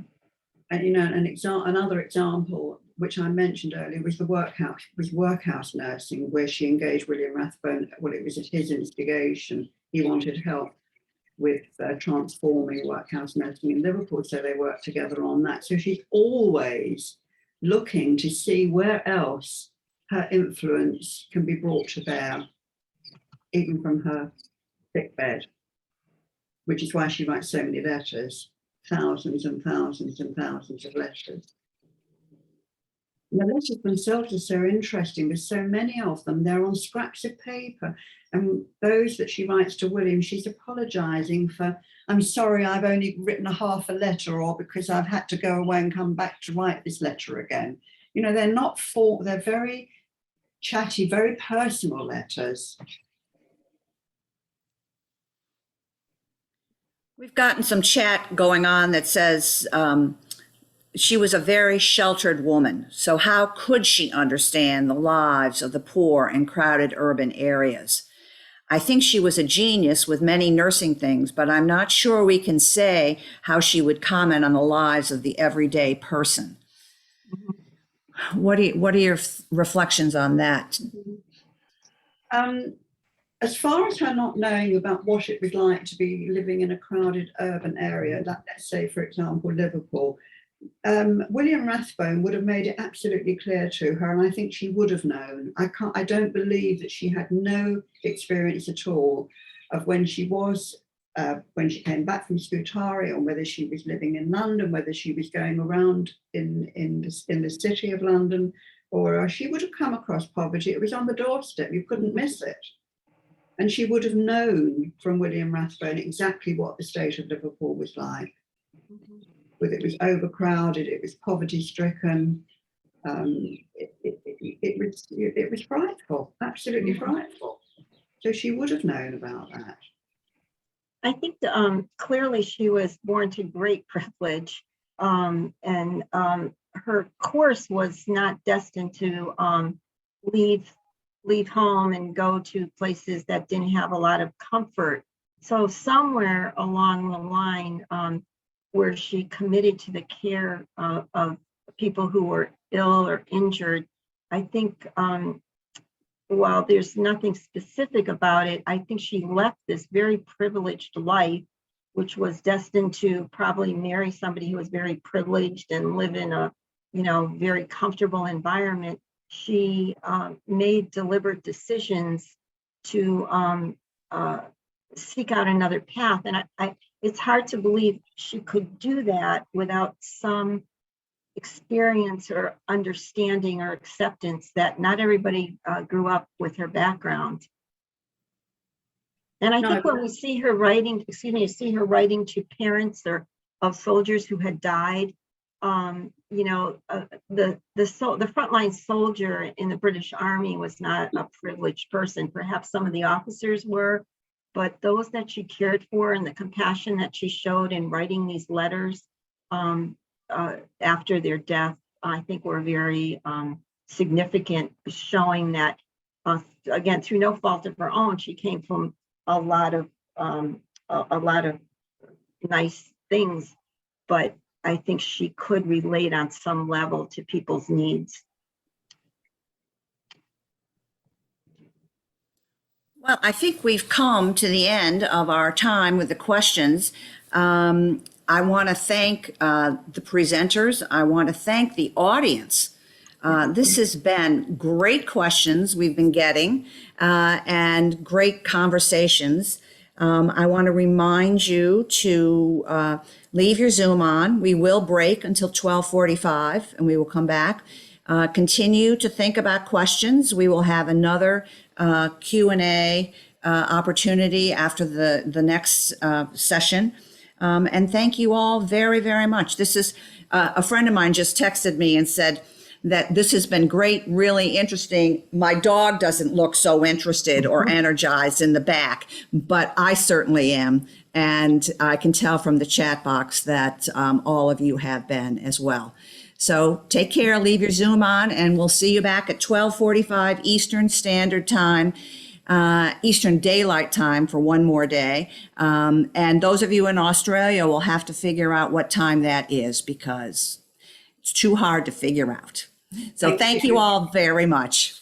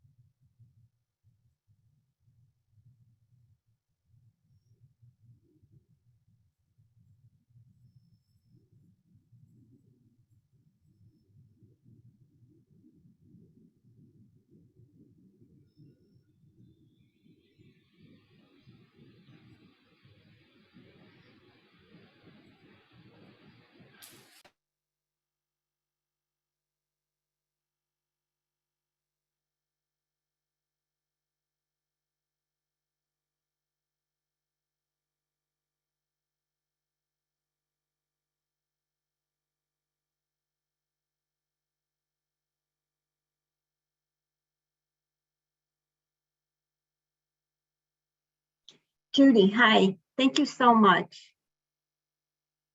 I can't hear you.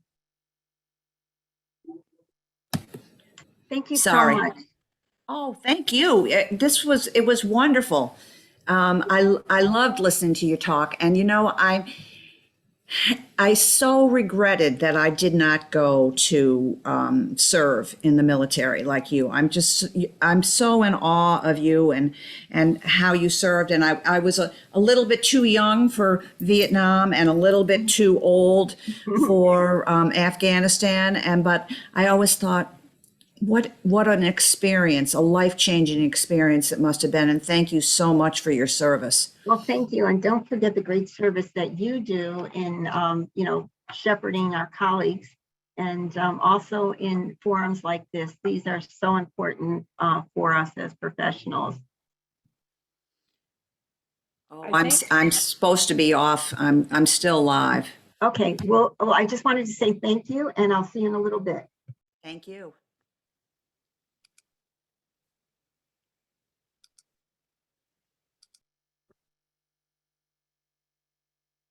Welcome back to the second session of Nightingale 2020-2021. We are delighted to experience the enthusiasm of our attendees today and our speakers during the first session. So I welcome you all back, and I welcome any who have joined us since the morning session.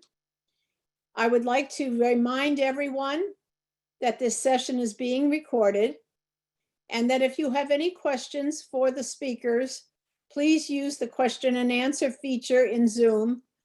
Some people have used chat, and that is fine also. And the questions and answers will follow after the presentation in this session. This session will have 2 keynote speakers at the beginning and the end, and 2 scholarly papers. Our second keynote speaker of the day and first keynote speaker of this afternoon is Dr. Mary Ellen Duna.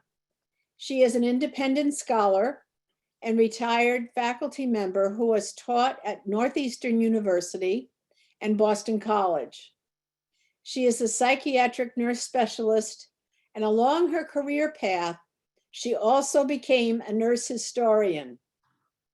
Dr. Duna has presented several nursing history papers internationally, and she is the author of several articles about historical nurse leaders. For several years, Dr. Duna served on the board of the Nursing Archives Associates. I welcome her, and the title of her address is Health is Not a Trifle. Dr. Duna, please begin. Sarah, let me know if the lighting on my face is okay now. It's better. Yes, fine. Okay. All right, great. Hello, everybody. Welcome from the Boyden Library in Foxborough, Massachusetts. My title is Health is Not a Trifle. But before I begin, I want to acknowledge Vita Palladino, who was a dynamo in terms of getting the Nightingale letters together and getting this digitization process begun. Another person that requires great kudos is Sarah Pasternak. And today we're celebrating what she has done for years as the president of the Nursing Archives Associates. And then I must acknowledge Dean Catherine Murphy, who was Dean of the Boston College School of Nursing, who supported this research. Now I should have a slide up there. There we go. Housed within a huge glass and iron structure that stored 108 feet, accommodating fully grown trees, the International Great Exhibition opened in London in May '51. Although promoted as a showcase for the art, commerce, and manufacture of all nations, the British Empire predominated with more than 50% of the 14,000 exhibits. Among the many other innovations was a flushing toilet available to the 6 million who arrived on excursion trains from inland and by ship from other countries. I never saw Hyde Park look as it did, being filled with crowds as far as the eye could reach, wrote Queen Victoria. A little rain fell just as we started, but before we neared the Crystal Palace, the sun shone and gleamed upon the gigantic edifice upon which the flags of every nation were flown. Among the dignitaries was the Duke of Wellington, whose defeat of Napoleon at Waterloo in 1815 had ushered in 40 years of peace, during which time preparation for war was ignored. Wellington was among those who decided that peace made the position of Director General of the Army Medical Department an unnecessary expense. Such economic reformers, King they wrote, left standing the emptiest pomps and vanities of their country and applied their nipping parsimony to strictly useful institutions, including that medical service upon which in the times to come, the health and the lives of our sick and wounded soldiery would have to depend. In 1851, the same year as the exhibition, Her Majesty's government appointed Dr. Andrew Smith as head of the much reduced Army Medical Department. Noted for his ability and integrity, Smith accepted the position with a scanty salary, a sparse staff, and inconspicuous quarters. Protective of professional prestige, the Lancet pointed its editorial finger at Her Majesty's government, stating it had bungled badly. The country will find to the cost in case of war that it is not in the underpaid and undervalued medical department that such reduction of power and emollient can be made. We feel for a paltry saving of 800 pounds per annum, a considerable injury has been inflicted upon the medical department of the Army. As valid as such protests were, and as perceptive as this prediction came to be, the government paid little heed.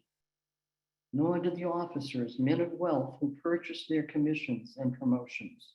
They were separate from doctors who bore officer titles but civilian status, and even more separate from the soldiers they used more than led. The right of a soldier to be well led and well cared for in exchange for his giving his body and often his life was not considered. 3 years after the festive opening of its grand exhibit, Britain allied itself with France, its former enemy, to prop up the decaying Ottoman Empire against Russian aggression. Britain's access to its markets in India played a part as well. The Russian War, as it was called then, would be a coup de main, a slap of the hand, a short attack. Similarly optimistic, John Delane, the editor of the Times, told correspondent William Russell that he would be back by Easter, only a few weeks away. For 2 years, Russell reported what he saw and would be credited with saving the British Army. Prince Albert, however, disdained Russell as the miserable scribbler. An officer dismissed Russell as a vulgar Irishman. The Duke of Newcastle, the Secretary for War, scoffed at Times reportage as a newspaper clamor. Others were horrified at Russell's report There should be a picture of Russell there. There he is. He's the hero. Others were horrified at Russell's report from the Crimea following the Battle of Alma. The number of lives that have been sacrificed by the want of proper arrangements and neglect must be considerable. Thomas Chainery's words were no less shocking.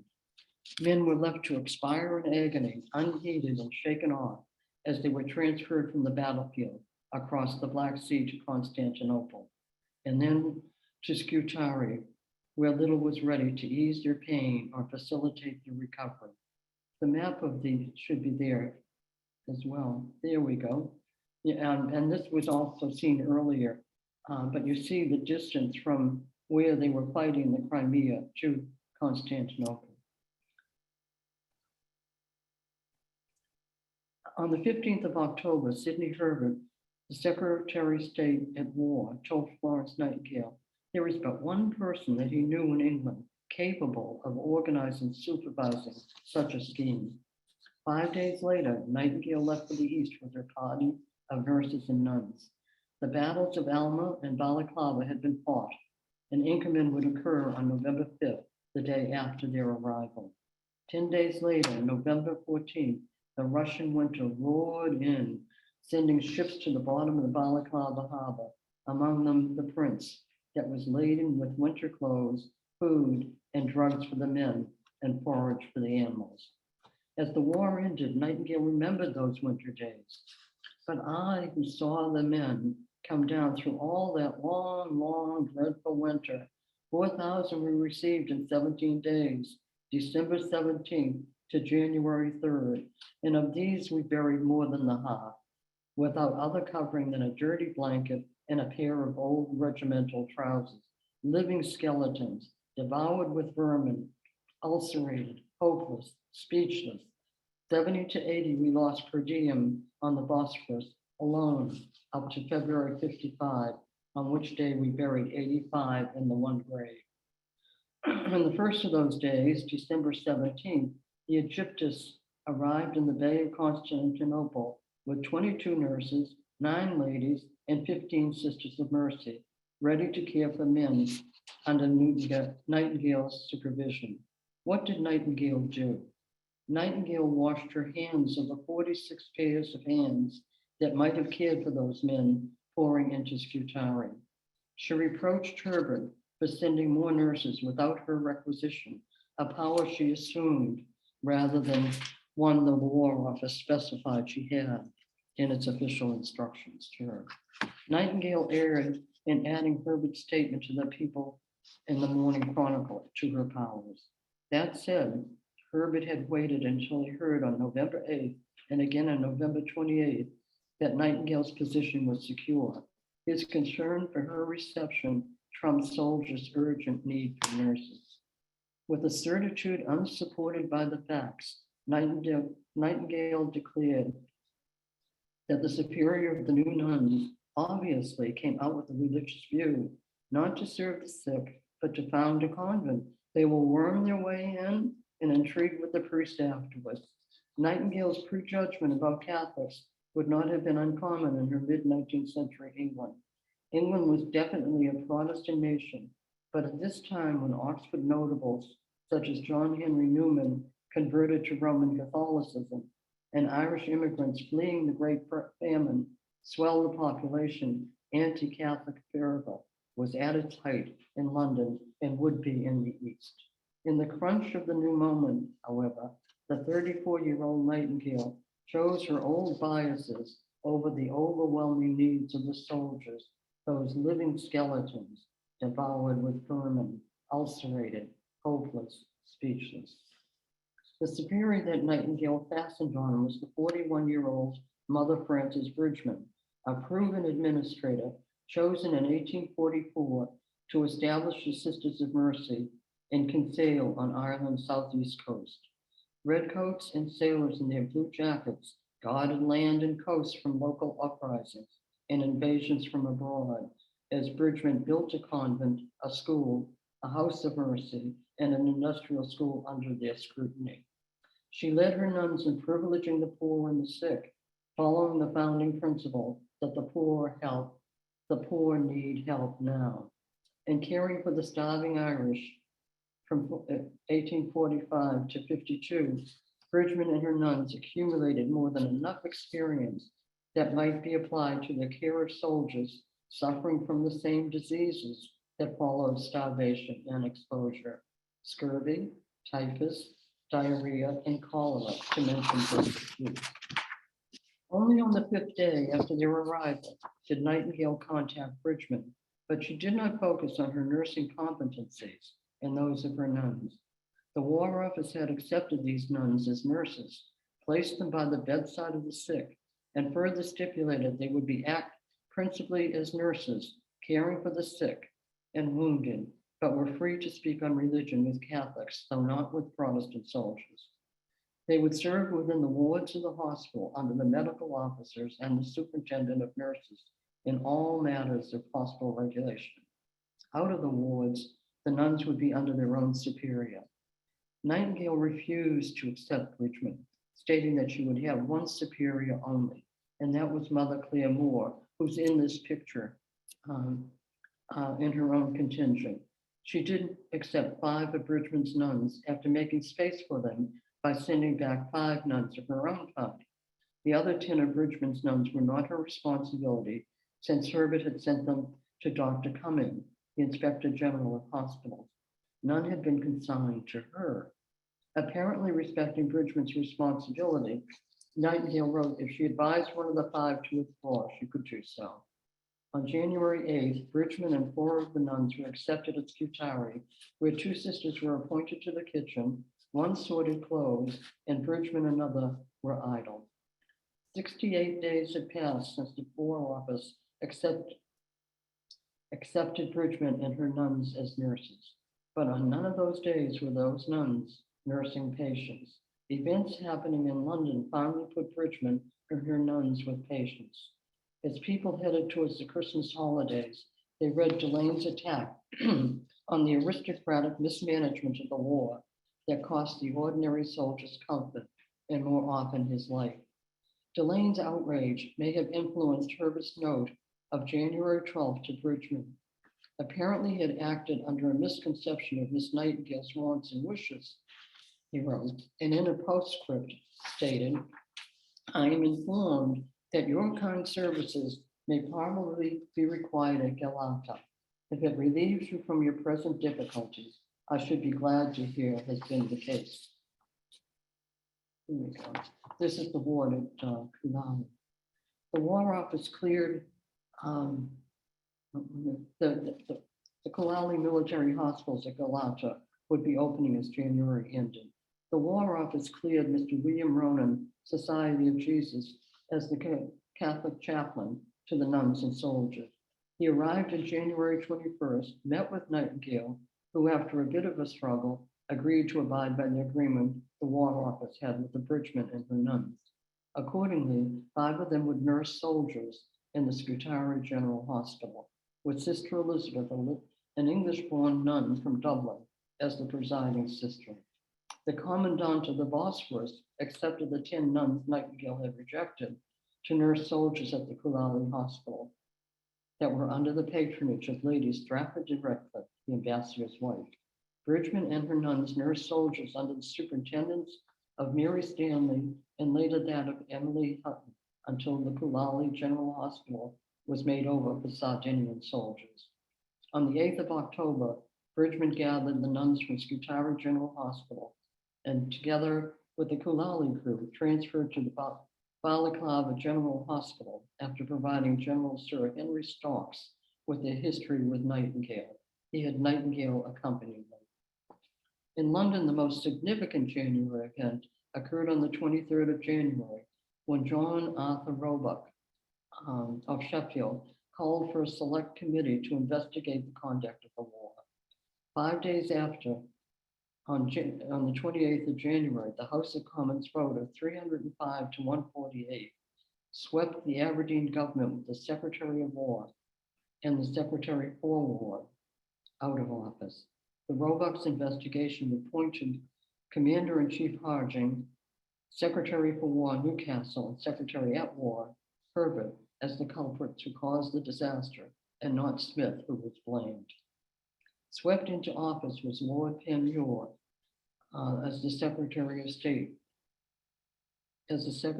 State for war, as February began, ending the old-fashioned departmentalization in the War Department that muddled decision-making, resulting in waste of human life. On February 19th, he sent his sanitary commissioners to the east, where they buried the rotted corpses of soldiers strewn across the Crimea and buried the bodies of other soldiers bobbing up and down in Balaclava. It took a year to make all fit for the soldiers' health, decency, and comfort. Panmure kept his eyes on the winter ahead, determined it would not be a repeat of the winter of 54-55. He alerted the commander-in-chief, saying, "I must entreat of you to allow nothing to induce you to treat health as a trifle." Panmure sent Lieutenant Colonel John Henry Lefroy, his confidential advisor in scientific matters, to the east and told him to inspect every hole and corner. Nightingale saw Lefroy as the voice of the War Office, but hesitated in being seen as telling those officials what to do.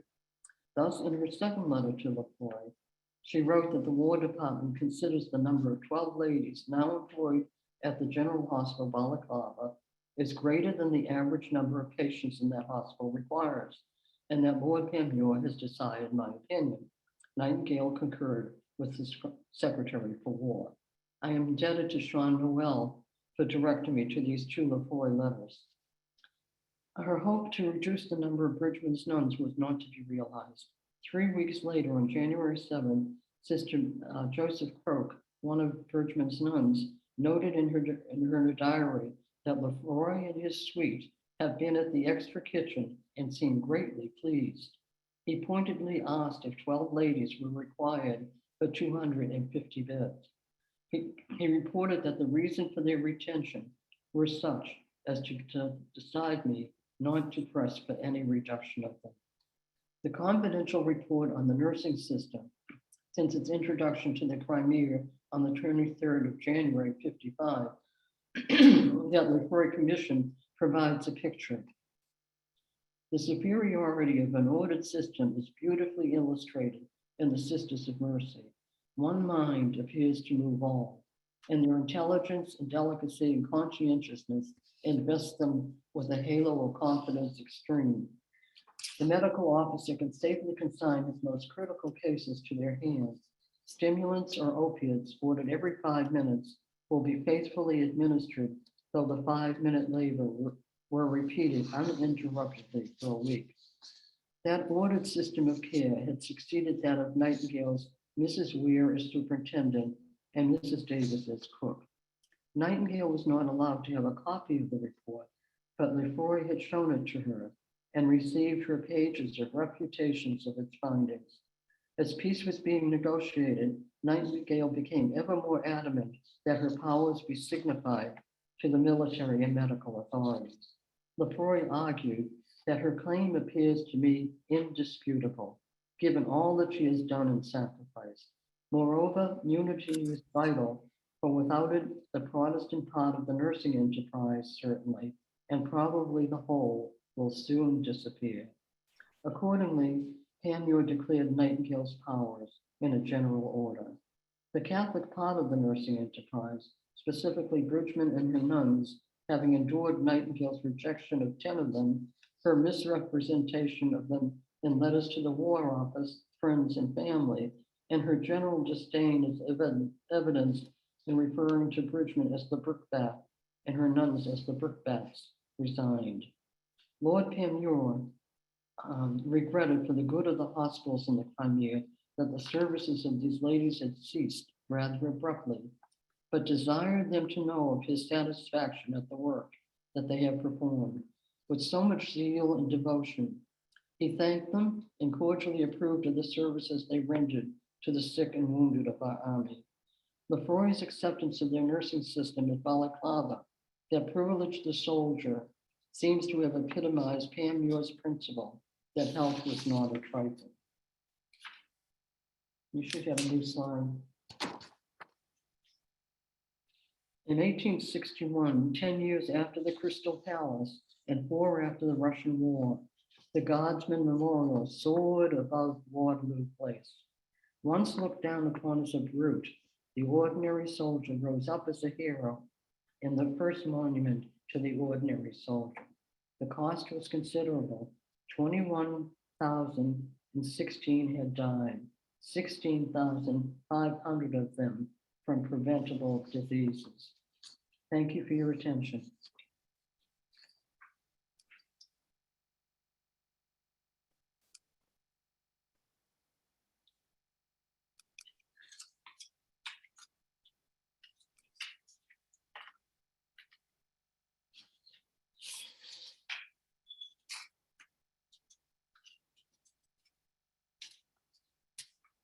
May I have my video? Yeah. Welcome back. Thank you very much, Dr. Duna, for your presentation and for some interesting aspects of the Crimea involving Florence Nightingale. I will now move to our scholarly paper for this afternoon. The first one is going to be presented by Dr. Karen Egnes. Dr. Egnes is Associate Professor Emerita at the Nyhoff School of Nursing, Loyola University, Chicago. She is a nursing historian who has published several papers, and she has served on the board of directors of the American Association for the History of Nursing. The topic of her paper is very intriguing: Florence Nightingale on the Nile, 1849-1850, a foothold for the future. Dr. Egnes, please begin.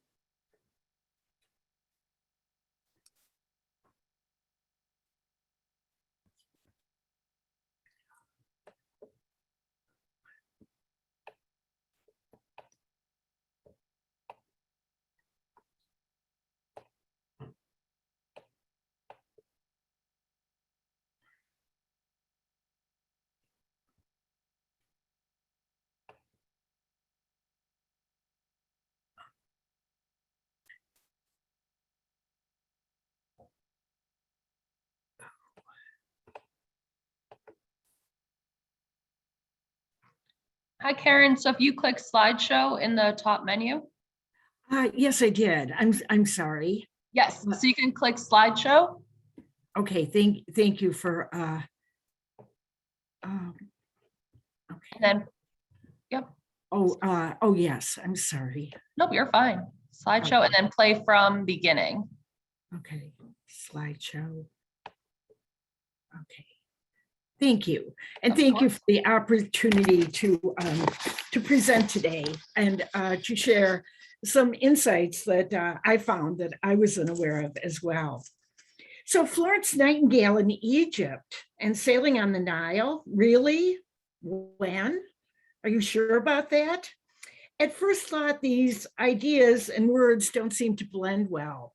When we think of Florence Nightingale's trips abroad, usually we would think of her visits to Paris, where she participated in Mary Clark's noted salon. Mary Clark, of course, was an expat that drew together many bright thinkers of the day.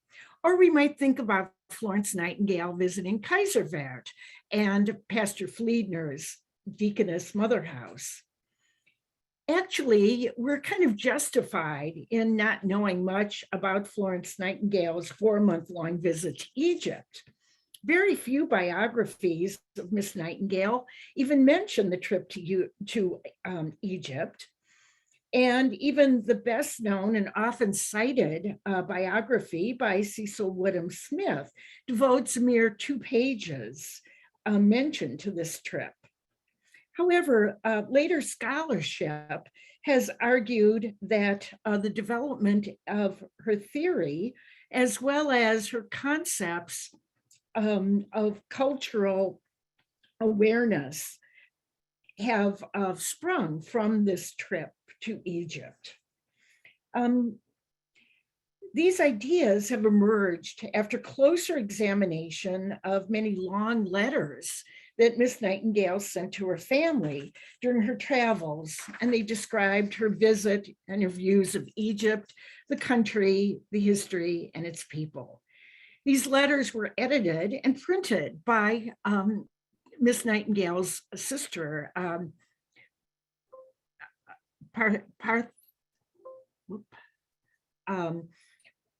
Parthenope in 1854, but were never formally published until 1987, when British historian Anthony Satin undertook this task.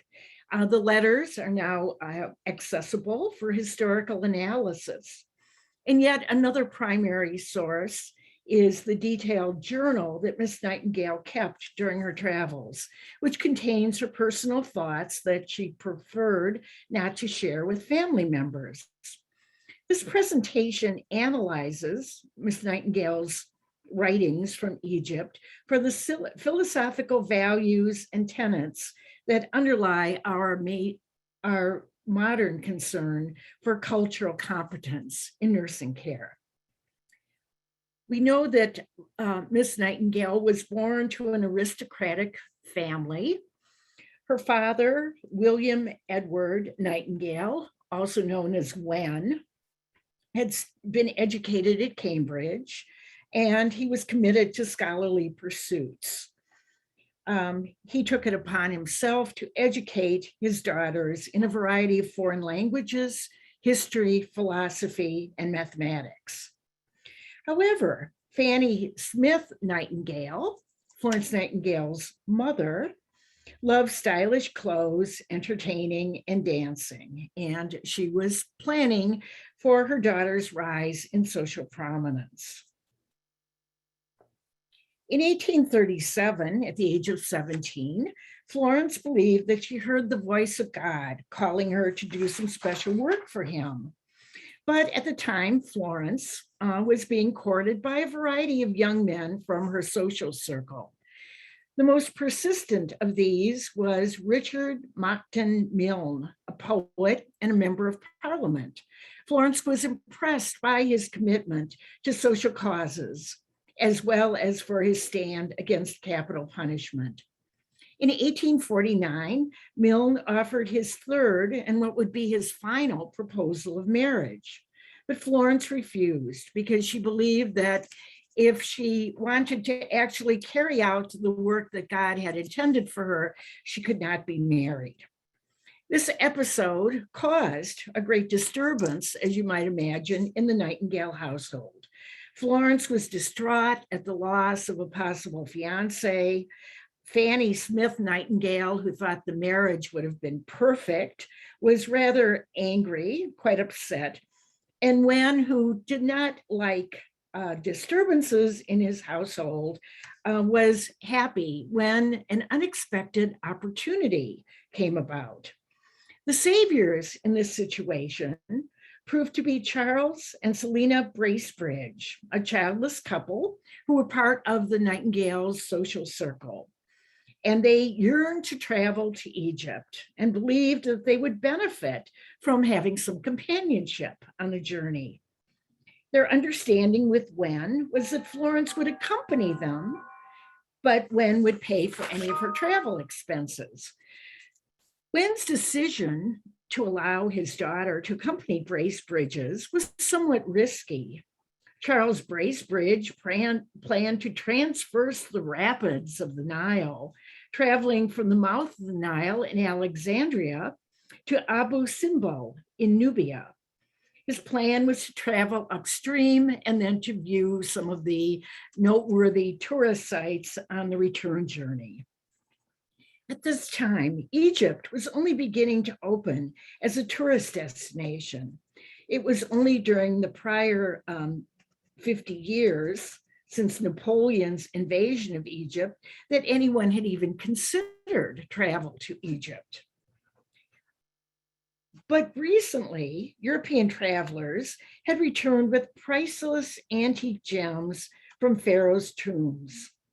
Further, the current Egyptian ruler was trying to encourage travel to Egypt from Europe and was trying to make it a bit safer.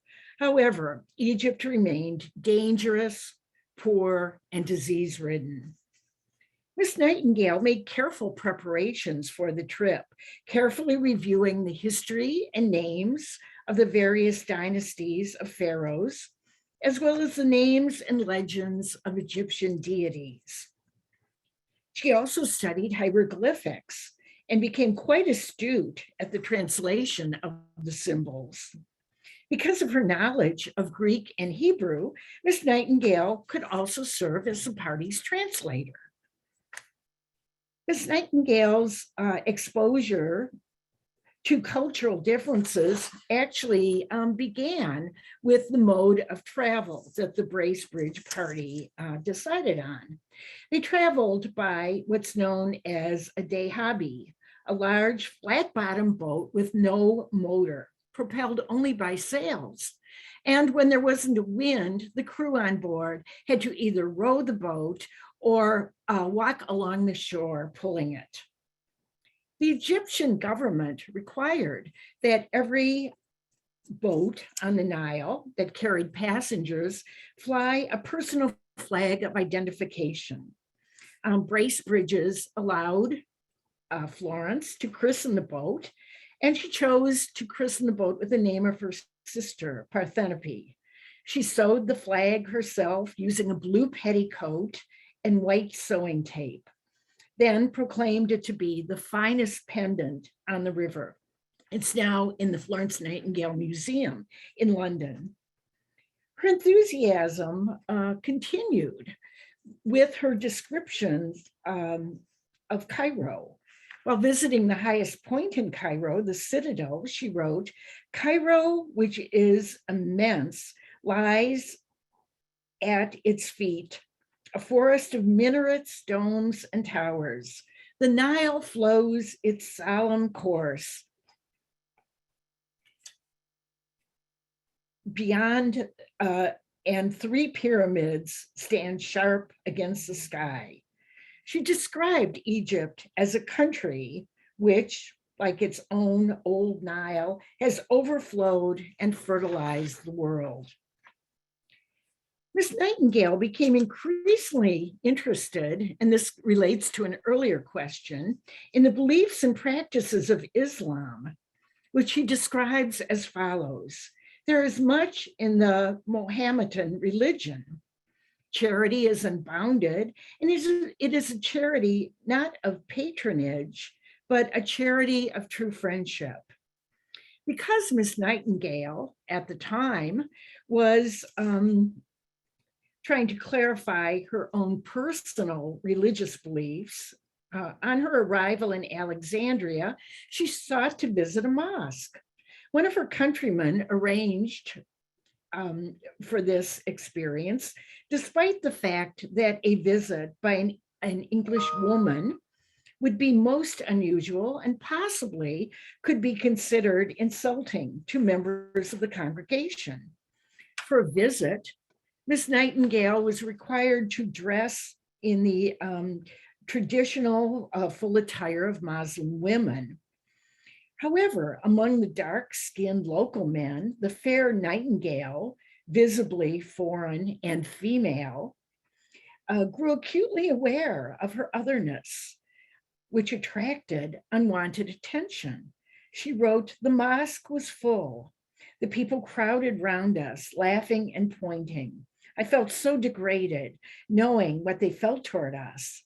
That quarter of an hour seemed to reveal to one what it is like to be a woman in these countries. I was glad when it was over." So this visit to the mosque was then followed by visits to other mosques in Egypt that were somewhat less conservative and not quite as rejecting. However, the visit to Egypt did make her aware of cultural practices in religions other than what she had experienced in England. But this also brought her to the whole topic of gender. It reflects her perception of the place of women in society. And she believed that in Egyptian society, the women's position was based on, or the women's role was really to provide enjoyment and comfort for men. This belief was demonstrated in the description of a harem that she visited. She wrote, in the large harem, there are 200 or 300 wives, 4 or 5 children, but the woman is not a wife. Her husband is her master, and she cannot sit down in the presence of her son. Her only occupation is that of beautifying herself and surpassing the others in his eyes. She becomes his real wife only at his caprice, and he can easily send her away. She's the woman who has more to suffer than the man, both in heart and in spirit. Also, Miss Nightingale noted that she was concerned about the possible boredom of women who comprised the harem. And these thoughts were later reflected in her novel Cassandra, where she talks about ennui or boredom of women. However, with time, Miss Nightingale saw the harems as a purview of the wealthy rather than an indictment of Egyptian society in general. But as a visitor, Miss Nightingale is growing acculturation to and respect for Egyptian society tended to increase. And in this increase in her respect for cultural norms that she encountered, she also began to identify shortcomings in English society.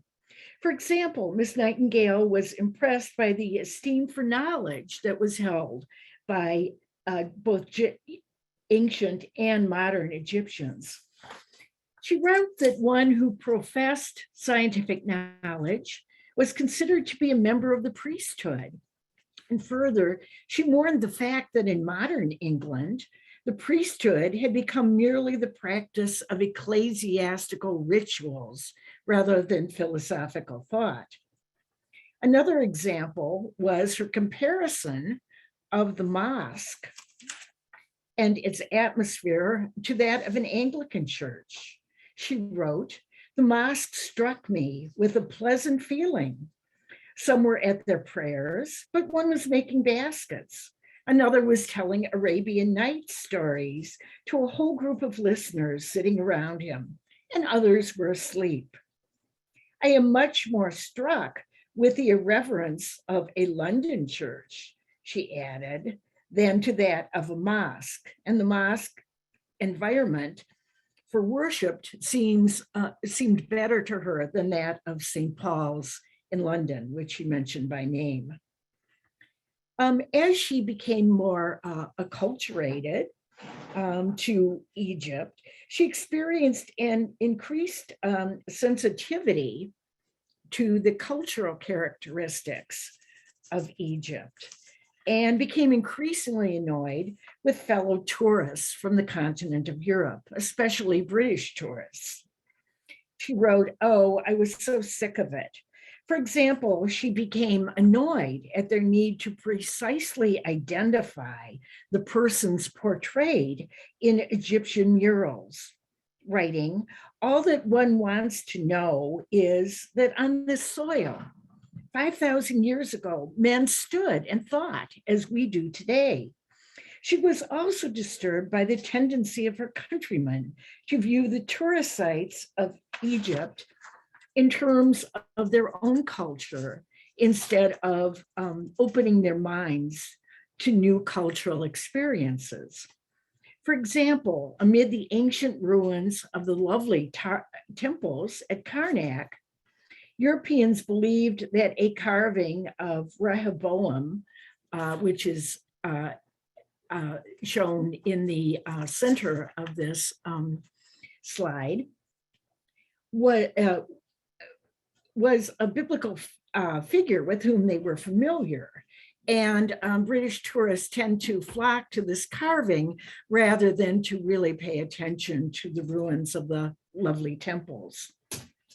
However, as Miss Nightingale's letters continued, a recurrent theme emerged, and this was her concern for the discrepancies between the ancient and the modern, evidenced in her disturbing contrast between Egypt's glorious past and its present decadence. She wrote, "In Egypt, past and present evoke, quote, all that you can conceive strange and painful," unquote. She was often overwhelmed by the differences she encountered in the living conditions and practices of modern Egyptians. For example, on the journey, Miss Nightingale met a pair of nursing nuns, members of the Sisters of St. Vincent de Paul. Always interested in nursing, she obtained a letter of introduction from them that allowed her to visit Alexandria's city hospital and to observe the nurses treating sick persons from the surrounding villages. Miss Nightingale wrote of the nuns, there are only 19 of them, but they do the work of 90. She noticed that many impoverished Egyptians suffered from dysentery or eye infection that could lead to blindness. She was told that people contracted these ailments from drinking and washing in contaminated water. Thus, perhaps her interest in environmental factors that then became part of her theory. She wrote to her family, "Today I saw in hospital an orphan girl of 9 years who had found some months ago a deserted baby in the streets and adopted it. The baby is now ill, and the little foster mother brings the baby daily to the convent for medicine and for food." On a visit to the temple at Luxor, upon seeing Egyptian inhabitants actually living within the ruins, Miss Nightingale lamented, "It is not the bodily misery that shocks one. I have seen greater than that in London. On the contrary, the huts in the Luxor temple were each full of calves, turkeys, hens, goats, camels, together with men and women. If it had been physical misery, one could have borne it. However, they had room to spread out their living quarters, and this seemed to be a voluntary debasement, which to her appeared truly, in her words, hideous." In Aswan, Miss Nightingale came upon a party of traders who had with them skins and slaves. Miss Nightingale described the slaves as half-naked women and girls of about 10 or 15. She continues that her guide poked one of the slaves with his cane, and when, quote unquote, when the slave was sitting down as if it were a fraud. Rather distressing is Miss Nightingale's description of the Egyptian people in terms of animals. Other examples of these descriptions was her description of Coptic monks swimming in the Nile as the Archbishop's rats, and her description of young children, which he said were baying like jackals and climbing like lizards. In one letter, she wrote, "Oh, if one could only forget or believe that the people here are one's fellow creatures." However, as the months passed, Miss Nightingale's mood changed from disgust and despair at the misery she encountered to an appreciation of the Egyptian people, reflected in her statement that Egypt was, quote unquote, the greatest race perhaps that ever existed. Authors Cecil Woodham Smith and Joan Rees offer quotes from Mrs. Gaskell, a contemporary of Miss Nightingale in England, that described Miss Nightingale as having a rather chilled exterior, but that this was a cover for a deep love of humanity. They argue that whereas she had some difficulty interacting with individuals, her later work revealed real concern, for example, the soldiers in general of the British Army. For Miss Nightingale, Karnak became the most significant event of her travels in Egypt, because there, Miss Nightingale later related, "God spoke to me again." Alone in her cabin on the ship on 9 March 1850, Miss Nightingale wrote that she had, quote unquote, settled the question with God. As a further indication of Miss Nightingale's assimilation into the culture of Egypt, she wrote, "In Karnak, I felt their God was my God. I felt more at home than any other place of worship I was ever in." Although questions about faith seemed to continue to torment her at various times throughout her life, it seemed that the question of service that God intended for her was settled right here on the steps of a small temple in Karnak. When the trip on the Nile ended, before returning to England, Miss Nightingale made a detour to Germany to spend 3 months at Kaiserwerth studying nursing under the tutelage of Pastor and Mrs. Fliedner. Florence Nightingale wrote that she wondered how persons could return from Egypt and ever live as they had done before. Her letters are a fascinating account of life in a country that had only recently been discovered. And they are an extraordinary account into the character of a woman who within 5 years was to become a legend. The culture of Egypt served as a precipitating agent for what she was to become and what she was to do. The strange and different culture of Egypt led her to have new views on the world, new possibilities, new horizons. Following her service in the Crimea, Miss Nightingale embarked on a study of mortality and disease in colonial schools and hospitals.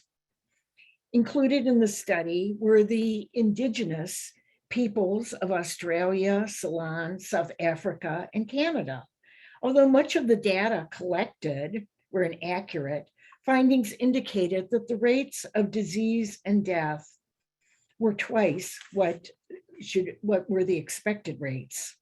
Unfortunately, although Miss Nightingale tried, she was unable to enlist the help of the Colonial Office to take actions on measures to decrease these rates. However, she was able to achieve some limited success in her efforts to improve the sanitary conditions in India, and published in journals in India about measures to improve public health.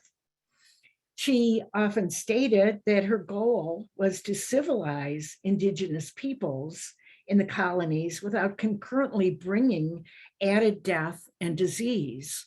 So as was stated earlier, coming from the British hierarchy, colonialism was very much in her framework, but her concern, unlike other supporters of colonialism, was for the indigenous peoples living there. We might conclude that this interest in action was at least partly influenced by her experiences in Egypt. Miss Nightingale returned from Egypt significantly changed and determined to enter nursing, the work which she had been called to do at Karnak. Thank you. Thank you very much, Dr. Agnes. I am very pleased now to introduce Dr. Barbara Dossi, an internationally recognized integrative holistic nursing pioneer, nurse theorist, and Florence Nightingale Scholar. She is International Co-Director, Nightingale Initiative for Global Health, Dr. Dossi has authored several books and given several podium presentations. She is well known for her book, Florence Nightingale, Mystic, Visionary, Healer. Dr. Dossi will present Individual to Global Nurses and the 17 United Nations Sustainable Development Goals. Dr. Dossi, I'm pleased to turn the program to you. Thank you so much, Sarah. I'm delighted to be here and to be part of this marvelous symposium. And so let's begin. As Sarah just said, the title of my presentation is In Florence Nightingale's Footsteps, Individual to Global, Nurses, and the UN 17 Sustainable Development Goals. And I will refer to these as the SDGs as I'm going along. You will see under my name is that of Diva Marie Beck, and she is my collaborator and the co-director of the Nightingale Initiative for Global Health. I have her name on this slide because this is our joint work that I am presenting. So I have two objectives here. The first is to explore Florence Nightingale's legacy of caring and healing for the 21st century nursing and healthcare, local to global, and to discuss nurses' roles as concerned citizens with the integration of the UN SDGs. So why Nightingale, why now? Let's put a few more pieces on this. And we are the ones that she envisioned. I want you to reflect for yourself. What are you hoping for in this 15 minutes with me? And what would your desired outcomes be? And as we move along for our world, what do you think our current challenges are in Nightingale's legacy as we weave this? And what will our successes feel like on the other side? We saw this marvelous graphic that David showed us, and it is extraordinary, and it truly exemplifies our work together in the legacy in the modern world. Now, this global COVID crisis has truly given us renewed understanding of we are all in this together. Nightingale said every nurse ought to be careful to wash her hands very frequently during the day. If her face, so much the better. We now have effective vaccines, and we are challenged to vaccinate people worldwide. We, especially the nurses and frontline workers, are severely stressed. And we're challenged to truly understand and explore healing from our suffering. I think we are all wounded healers. And I'm defining wounded healer as one who must deal with his personal wounds as she or he attends to the wounds of others, physical, mental, emotional, social, spiritual, cultural, and environmental experiences. So Florence Nightingale also was a wounded healer, having served thousands of wounded and dying soldiers in severe conditions for 21 arduous months during the Crimean War. And for decades thereafter, she suffered from Crimean fever. Today, we know this as brucellosis. She contracted it by congesting contaminated goat's milk that are in diaries and recorded letters. She suffered severe chronic fever and palpitations, back and hip pain for decades after her time in Turkey. And there was at one point she wrote in a letter, she said, I wish I could ask my friend Dr. James Paget, who was an English surgeon, to cut off my left hindquarter. So she had severe spondylitis for over 30 years. So what does all this mean in our time? Let's begin to wrap some of this together. I believe that Nightingale had an authentic center. And what I mean by this is she relied on her own spiritual beliefs, her core values, and her commitment. And her work of service flowed through her and out in service to others. And she was grounded in a center that held. So I think this applies to us right now. How can we get through what's going on right now? Do we have an authentic center that we recognize?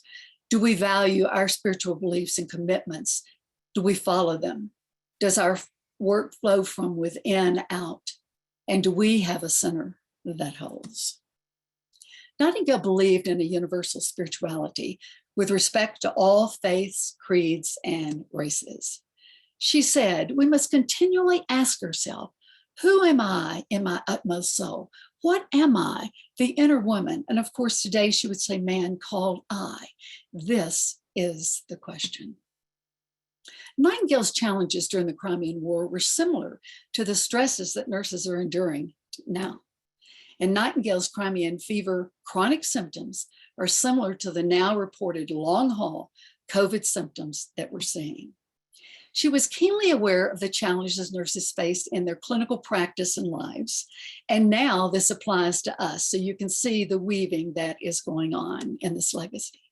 Nightingale said, what is it to feel a calling for anything? Is it not to do our work in it to satisfy the high idea of what is right, the best, and not because we shall be found out if we don't do it? She said, this is the enthusiasm which everyone, from a shoemaker to a sculptor, must have in order to do his calling properly. Now the nurse has not to do with a shoe or with marble, but with living human beings. She also said, let us run the race where all may win, rejoicing in others' successes as our own and mourning those failures wherever they are as our own.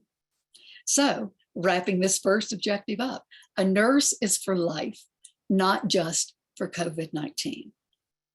Let's move to the second objective.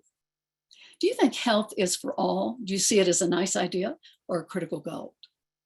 Health. Health is a global commons, and it is a bridge across boundaries and a highway to world peace. So just imagine right now, the estimated 27 million nurses and midwives working with many other healthcare professions and concerned citizens currently active around the world. We nurses serve what is needed at the micro level of global health. But nurses are seemingly far removed from this macro global and health policy concerns at the UN or the World Health Organization. Yet, nurses are essential to the future health of all at both the personal and the global levels. So our challenge is, how do we bridge this gap? Nightingale worked on complex global problems and challenges, including what today we call environmental and social determinants of health. Now, Nightingale identified environmental health determinants such as clean air, water, food, houses, and place of warmth. And social health determinants, poverty reduction, education, family relationships, and employment, local to global.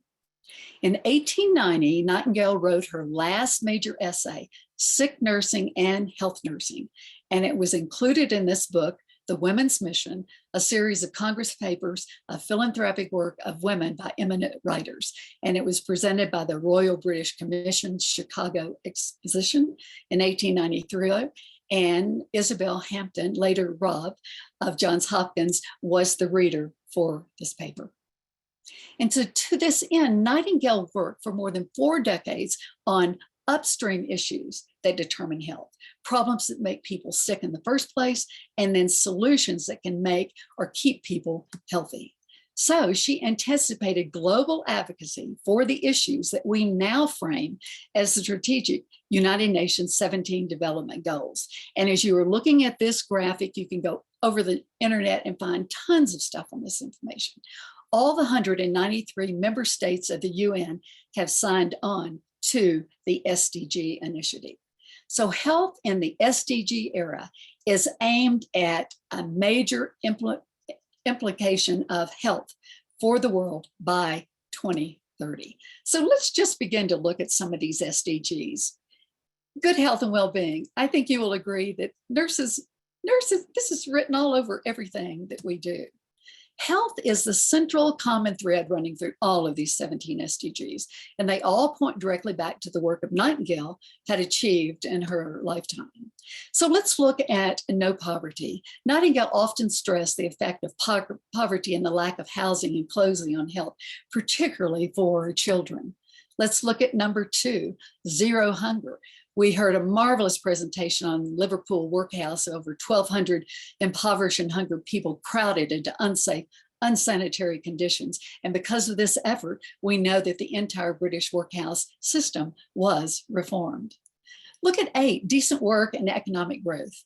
Nightingale consistently called for improving work conditions for nurses, including good pensions, sound living situations during training, good hospitals designed to save nurses energy and facilitate better patient care, and the benefits such as a 1-month annual holiday. Let's look at number 9, industry and innovation and infrastructure.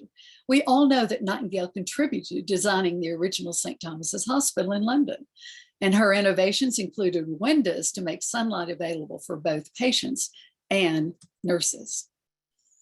Let's look at the inequalities. Nightingale was concerned with inequalities arising from cultural intolerance, and she valued various spiritual beliefs and stressed that all the world's great culture and races and religion should be respected and studied as one continuous thread of interest to all these pearls. Let's look at sustainable cities and communities. Nightingale said, the health of the unity is the health of the community. Unless you have the health of unity, you have no community health. Looking at, we will look and see at number 12 here, responsible consumption. Nightingale prioritized policies that sustained health over those designed only to increase wealth. She wrote, people should remember that health is their only capital.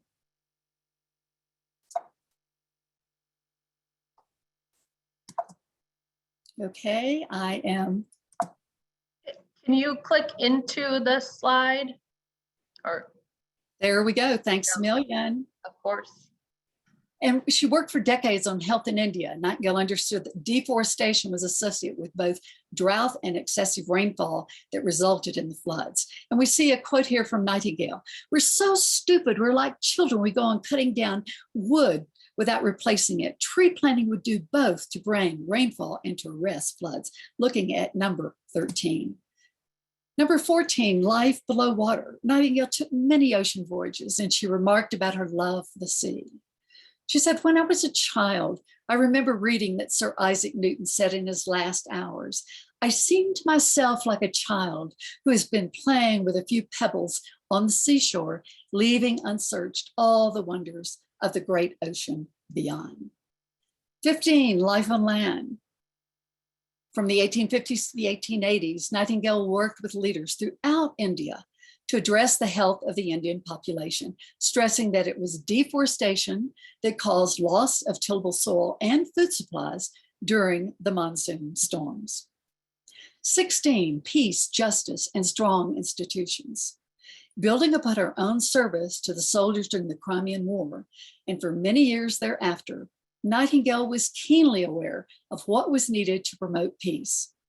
And with this experience and knowledge, she was asked to contribute, and yes, it was anonymously, to the British government's official text submitted to the First Geneva Convention that later led directly to the League of Nations and the United Nations. 17, partnership for the goals. And as a nurse, we know that Nightingale served the suffering by building collaborative partnerships with a worldwide network of others of like mind and heart from many disciplines.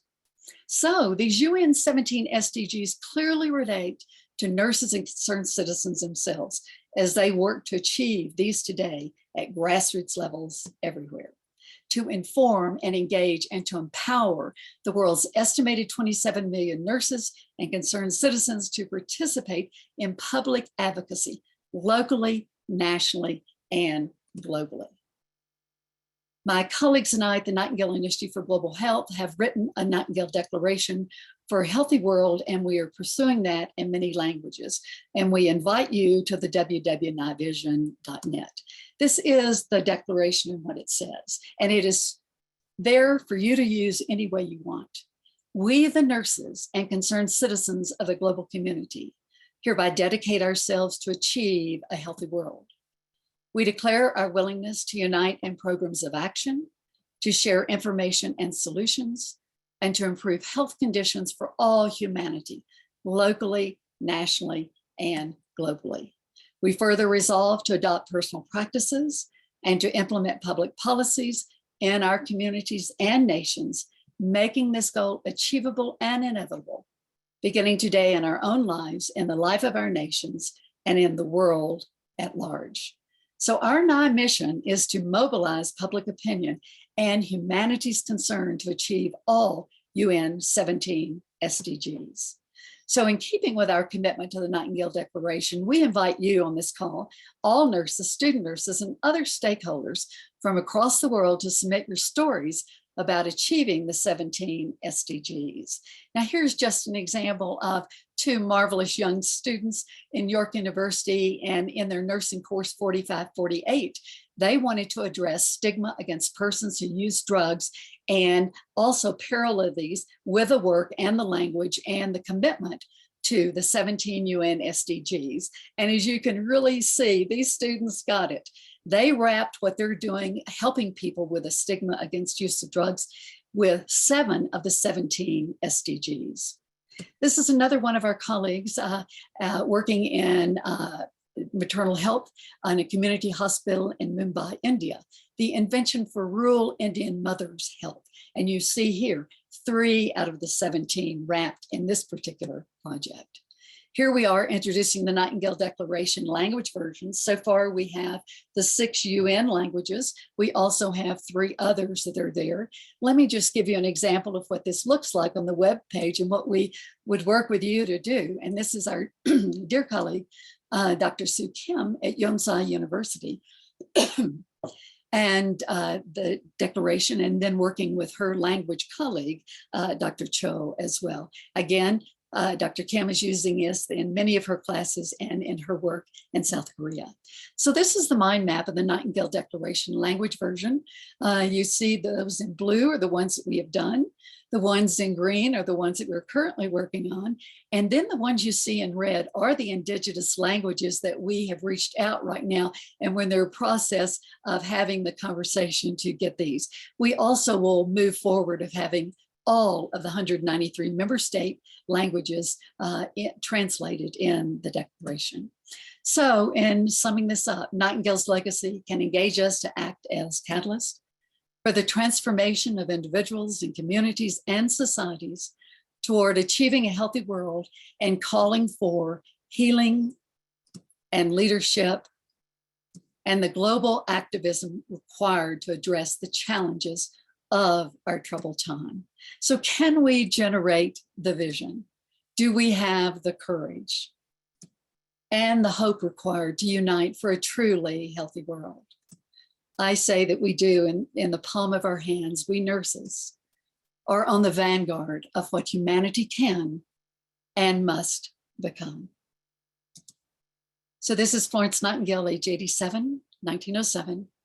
Can we hear her voice that she speaks to our mission of curing and healing in all that we do? Thank you. Please visit us at nivision.net. These are articles when you receive the PDF of this presentation. And thank you very much. And you will see 2 other websites if you want to contact me. Thank you again. It's a privilege to be part of this presentation.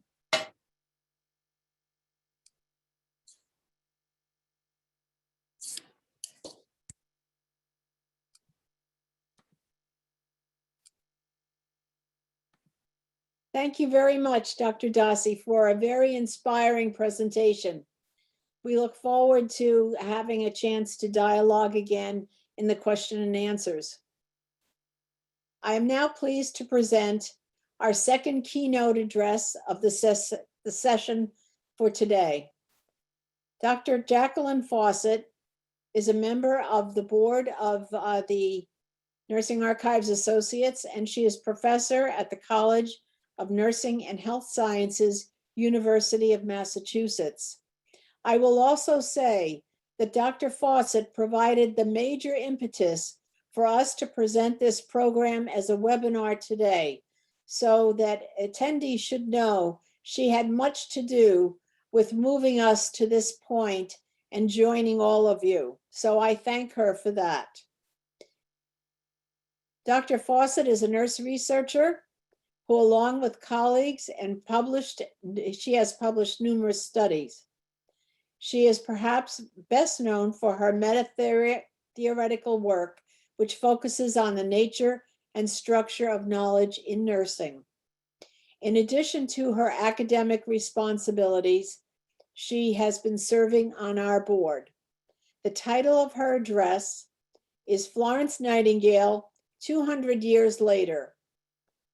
I will remind you that the question and answer period will follow directly after the conclusion of Dr. Fawcett's paper. I will also like to notify all attendees that we will extend about 15 minutes longer than expected so that we can accommodate questions and answers. Please begin, Dr. Fawcett.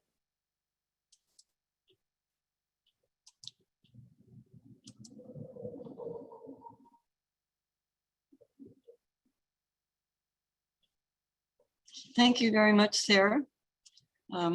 It's a pleasure to be here today, and I'd like to give everyone greetings. This is a major honor for me to have been invited to present the paper at our celebration today.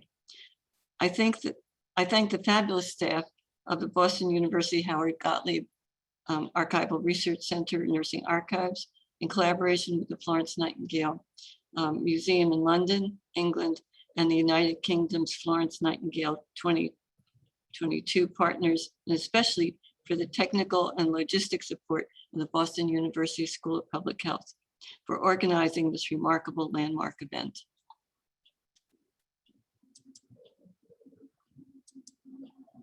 The purpose of my paper is to present a very brief history of the founding of modern nursology in secular schools, and then discuss in some detail commentary about Nightingale's classic book, Notes on Nursing, What It Is and What It Is Not, by contemporary nursology theorists who have articulated disciplinary knowledge in the form of nursology conceptual models and theories, as well as comments by other leaders of nursology.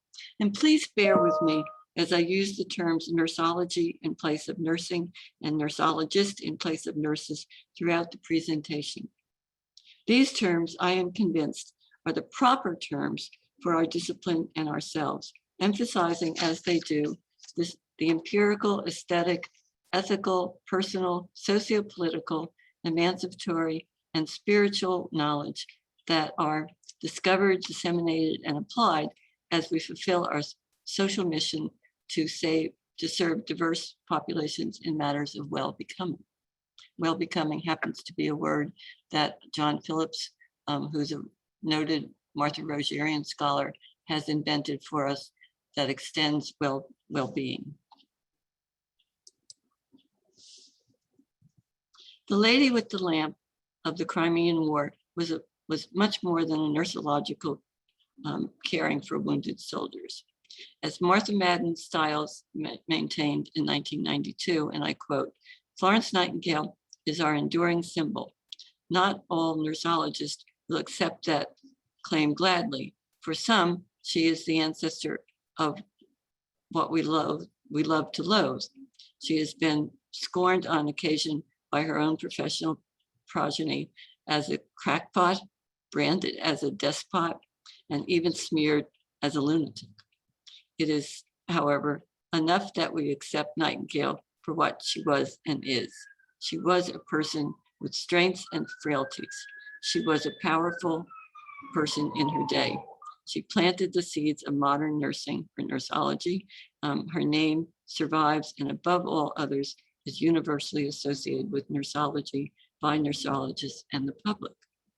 But more important than that is the fact that she also is our most enduring symbol in the recognition that she deserves to be. Florence Nightingale is rightfully regarded as an educator, a statistician, and in 1860, the founder of modern nursology. She was also a visionary, an innovator, an advocate, and a reformer. Noteworthy, however, is that Florence Nightingale did not establish the first modern secular educational institution for nursologists, as much to my surprise, I learned during a March 2017 visit to Les Sources in Lausanne, Switzerland. That honor of establishing the first modern secular educational institution for nursology goes to Countess Valérie de Gasparin, who founded Les Sources on November 4th, 1859, which was probably supported by her husband, Agnor de Gasparin. Les Sources was regarded as, and I quote, a unique educational institution.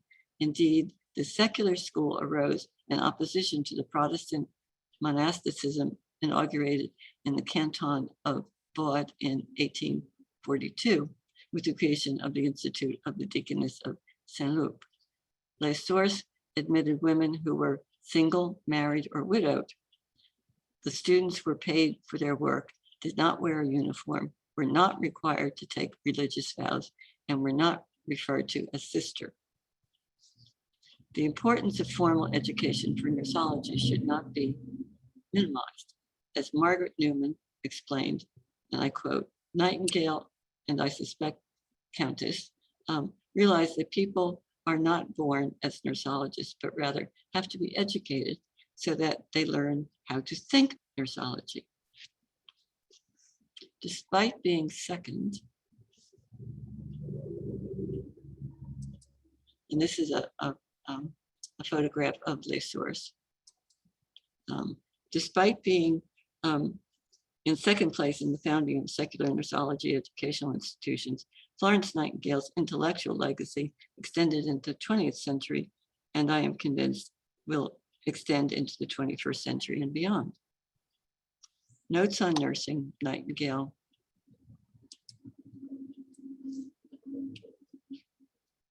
Presented what is widely recognized the framework for nurseology practice. My analysis of the content of Notes on Nursing revealed 3 themes that constitute the framework.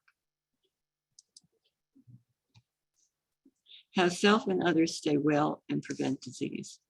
How trained nursologists, family members, and friends care for the sick at home and in hospital.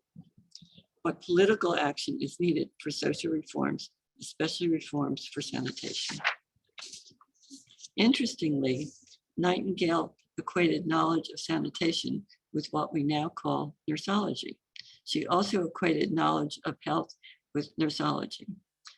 Consequently, Nightingale's view of the task of each and every nurseologist, who could be any woman, was to, and I quote, keep the body free from disease or in such a condition that could recover from the disease by putting patients in the best possible condition for nature to act upon them.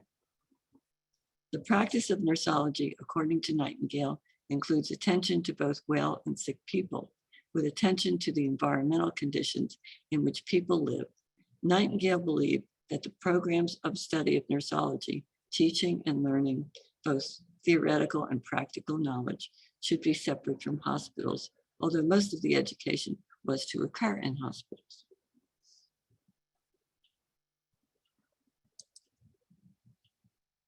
This is pictures of Notes on Nursing from the commemorative edition in 1992 and the most recent commemorative edition, which was published in 2020. So Dorothy Johnson pointed out that in writing Notes on Nursing, Nightingale drew, and I quote, not only from her own personal experiences in nurseology, but also from her significant studies of morbidity and mortality rates and her observations of sanitary conditions and their possible relationship to disease. She was truly nurseology's first scholar, so said Johnson. So the 1992 commemorative edition of Notes on Nursing includes marvelous essays,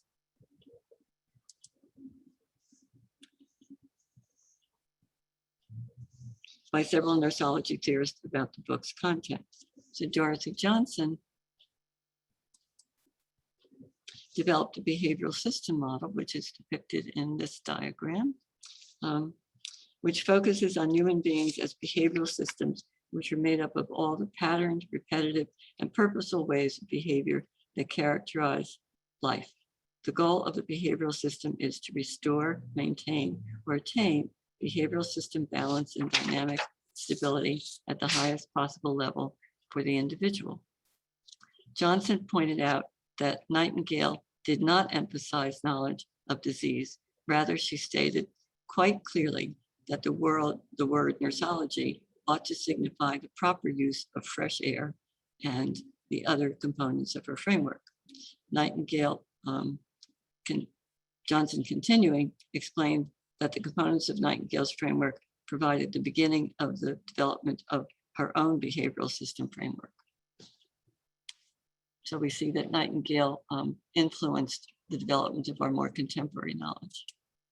So Madeline Leininger developed a theory of culture, care, diversity, and universality, which focuses on the discovery of human care, diversities, and universalities, and ways to provide culturally congruent care to people worldwide. The goal of nursological practice are to improve and to provide culturally congruent care to people that is beneficial, will fit with, and be useful to the client, family, or culture group, healthy lifeways, and to provide culturally congruent nursological care, to improve or to offer a different kind of nursological care, services to people of diverse or similar culture. And we see here a diagram of Leininger's theory. Leininger cited Nightingale's failure in Notes on Nursing to include explicit content about human care or culture care. Nightingale claimed, Leininger said, never define human care of caring, nor did she discuss or consider culture care factors related to nursology. And I think our discussions and papers today would not agree with the authors of those papers would not necessarily agree with Leininger, in that there certainly is much in perhaps other writings by Nightingale about culture and about caring.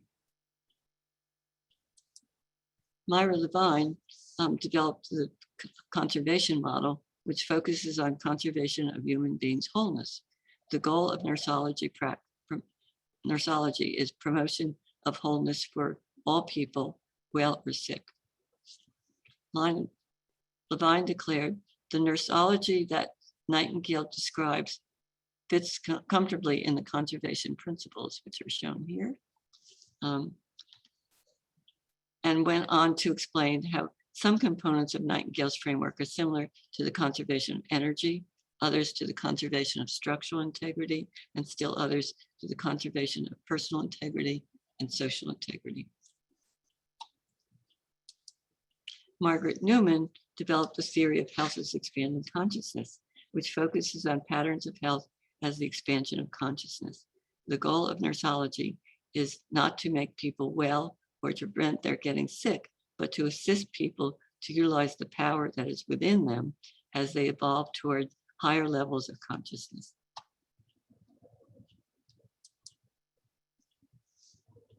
Newman identified 3 themes in Notes on Nursing that were particularly relevant to the development of her theory of health as expanding consciousness, especially the concepts of health and patterning. The themes are Nightingale's vision of nursology knowledge as health knowledge, characterization of disease as a reparative process, and recognition of the importance of timing in the activities of nursologists in relation to the rhythmic variations of patients. And Hildegard Peplau developed a theory of interpersonal relations in nursing, which focuses on the phases of the interpersonal process that occur when an ill person and a nursologist come together to resolve a health-related difficulty, including orientation, working, and termination phases. Peplau pointed out that although Notes on Nursing skirts the discussion of nursology's patient interactions or relationships, Nightingale's ideas do invite thought and had some bearing on my own, said Peplau, professional work. Continuing, Peplau explained, my interest in processes, particularly those relevant to competent practice of psychiatric nursology, arose from reframing Nightingale's definition of nursology. Martha Rogers developed the science of unitary human beings, which focuses on unitary, irreducible human beings and their environments. The goal of nursology is to promote human betterment wherever people are on planet Earth or in outer space. Martha obviously was envisioning what was going to happen as people are now going into space. In particular, the science of unitary human beings provides a distinctive neurology frame of reference for viewing human beings, the mutual environmental process, and neurological practice. So we see what a diagram of what Rogers' science of unitary human beings looks like. Rogers traced her own dual concern with human beings and their environments to Nightingale. She explained, and I quote, "Rogerian science of irreducible human beings provides a framework rooted in a new reality and directed toward moving us from what might be called a pre-scientific era to a scientific era." Certainly, Nightingale laid a firm foundation for this kind of an approach to neurological knowledge and its use.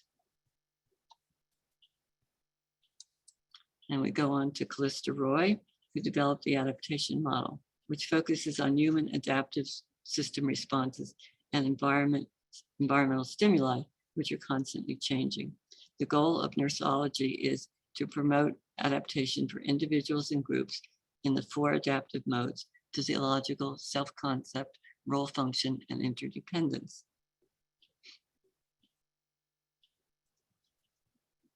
Thus contributing to health, quality of life, and dying with dignity by assessing behavior and factors influencing adaptive abilities, and by intervening to expand those abilities and to enhance environmental interactions.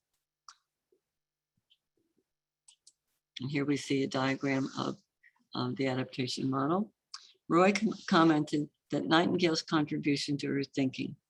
She explained, Florence Nightingale's vigor for life, belief in being able to effect change, and vision of the ideal and the real command attention throughout her writings and her work. Nightingale's notion of neurology and the deliberative activist that she was have had a deep impact on my own thinking and practice of neurology, said Roy. This did not take place all at once, but grew as my own convictions and commitments matured.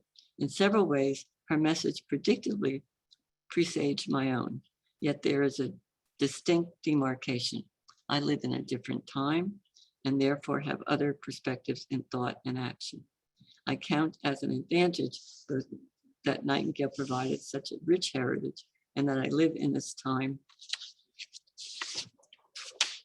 of challenges of neurology at the turn of the century. Despite her disciplined and lofty image, I sometimes wish I could sit down with Nightingale and talk over her views on continuing and emerging issues in neurology. At least at times, I think I know exactly what she would say. And Jean Watson developed the theory of human caring, which focuses on human component of caring and the moment-to-moment encounter between the one who is cared for and the one who is caring, and especially the caring activities performed by neurologists as they interact with others. These activities were initially called curative factors and are now called clinical curative processes. Watson identified the ultimate goal of neurology as protection, enhancement, and preservation of human dignity and humanity. And this is a diagram of Watson's theory. Watson explained that the curative factors or the clinical curative processes are highly consistent with Nightingale's call for a values-based approach to the profession of neurology and an openness to mind, body, spirit with respect to care needs. Continuing, Watson pointed out that Nightingale and she share a concern for the humanistic, the altruistic, the spiritual, the scientific, the existential, but also a concern for basic caring practices as well as the health of houses. Additional commentary about Notes on Nursing appear in the 2021 160th anniversary commemorative edition of the book. This edition includes introductory commentaries by Joyce Fitzpatrick and Maureen Sean Kennedy, along with other commentaries by 14 contemporary nurse leaders: Constance Schuyler, Betty Farrell, Diane Angelini, Carl Schmidt, Peggy Chin, Rita Pickler, Susan Binden, Gloria Donnelly, Marilyn Orman, Leslie Nichol, Anna Woods, Elizabeth Aiello, Jacqueline McGrath, and Kathy Shohop. I have selected one leader's closing statement as particularly noteworthy. Chin underscored Nightingale's wisdom, explaining that Nightingale emphasized the importance of observation, paying attention to the experience of the patient cared for and responding to that experience. Chin continued, quoting Nightingale as writing, "Do remember how the person's life is to them."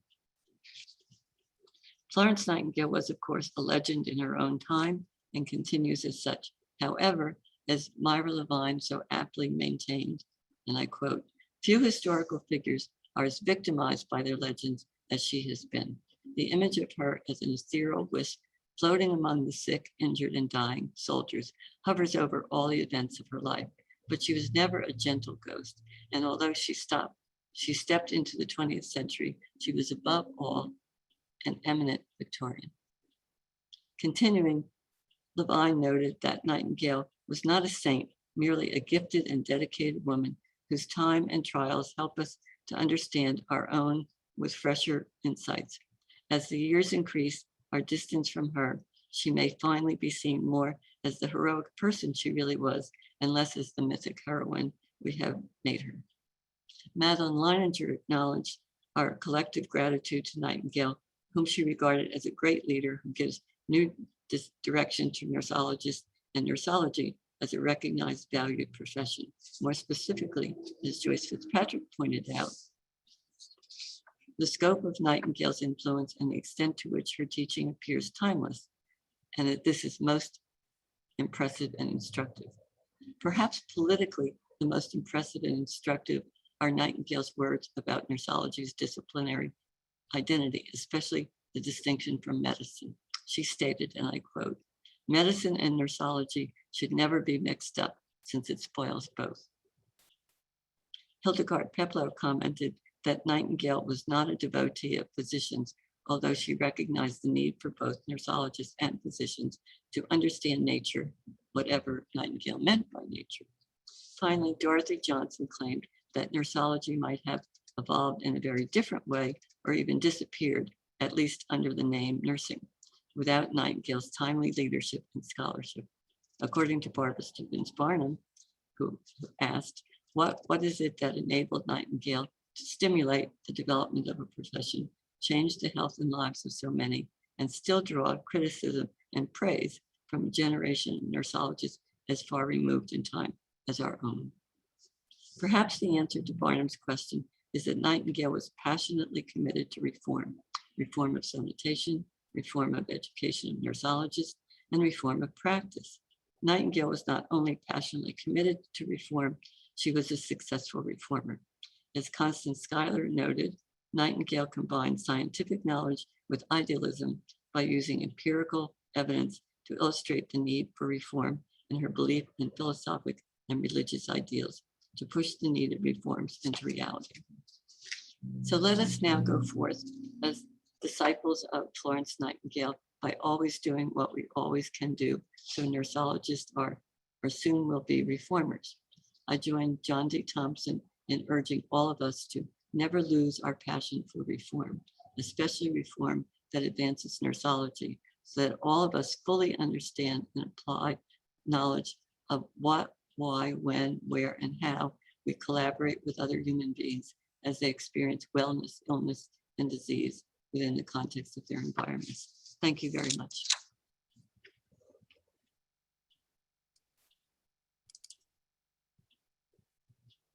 Thank you very much, Dr. Fawcett, for your presentation.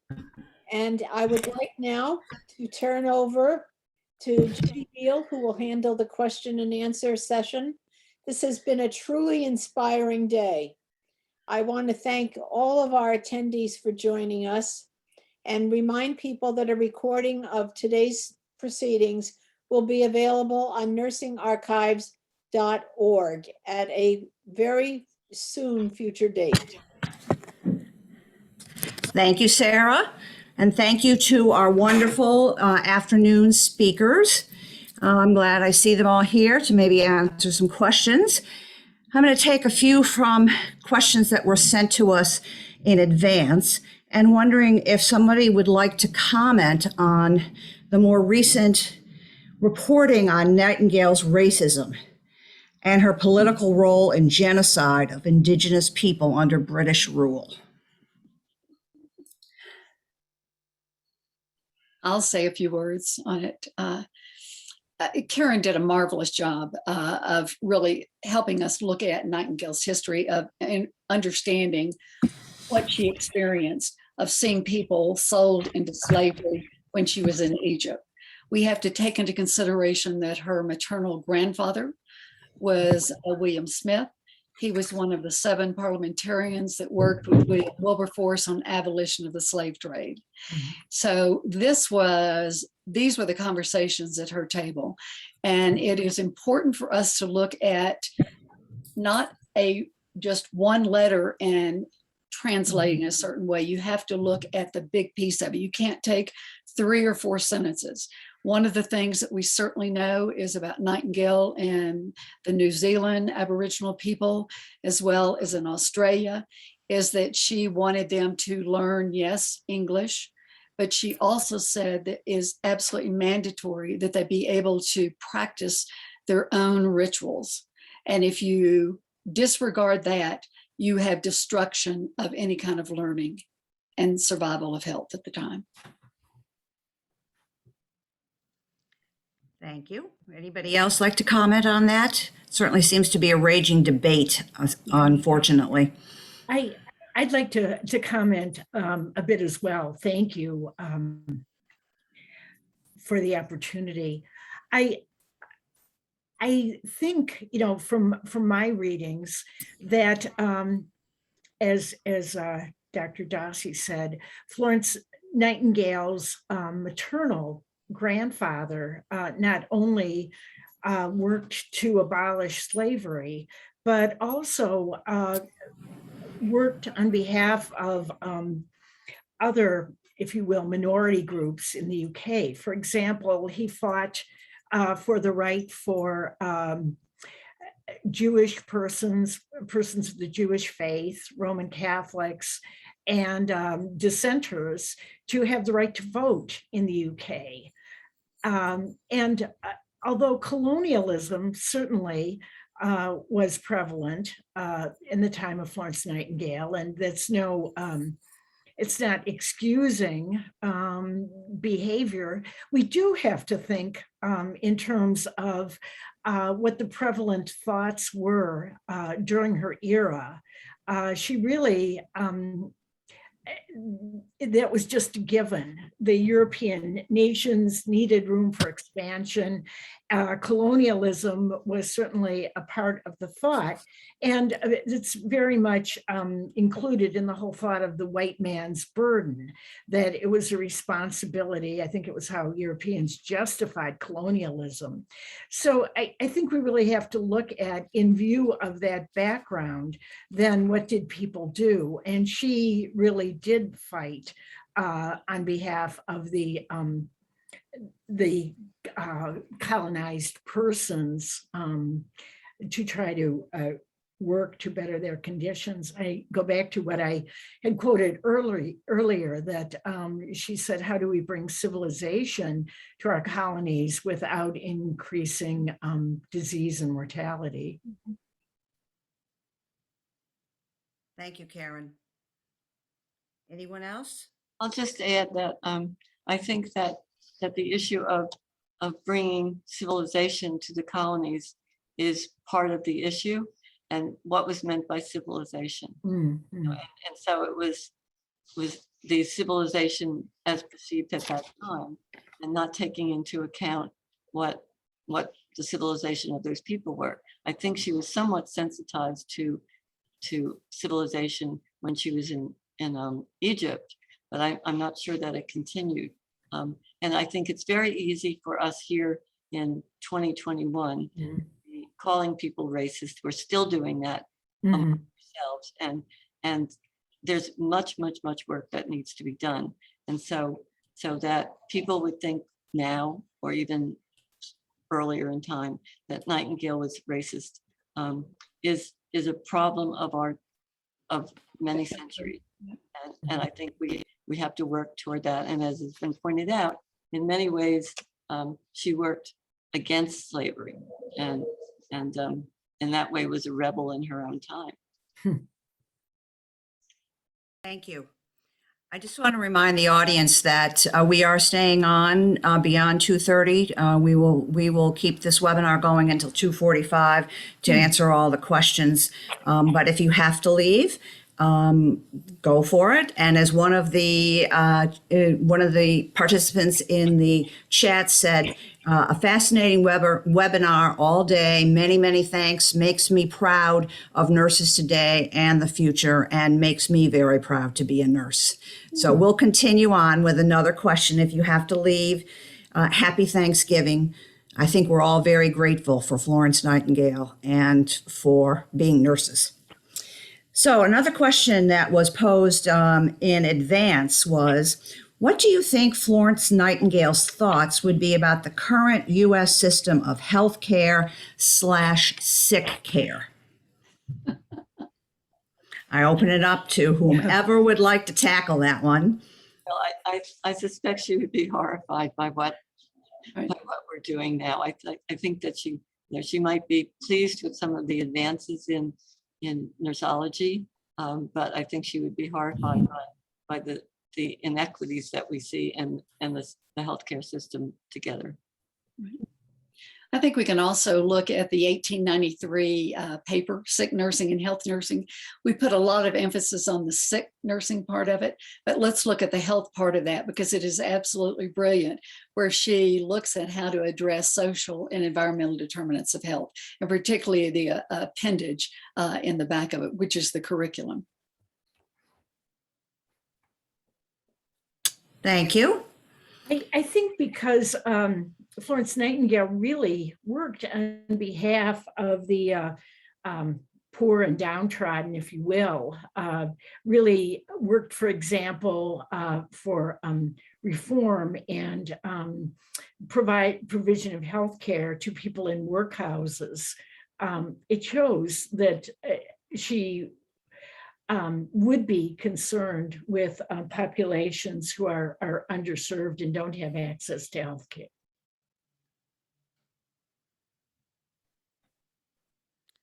Thank you. What do you think she would think about the causes of nurse bullying as a global problem? I think she'd probably be appalled at that too, Jackie.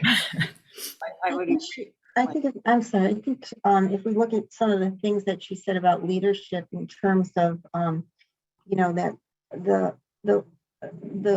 the work needs to sort of the mark of a good leader is that the work continues when that nursing leader isn't present. So I think the issues of incivility and bullying in nursing certainly have to do with individuals, but they also have to do with organizations and climates that allow that horizontal violence to continue against peers. I think it's important.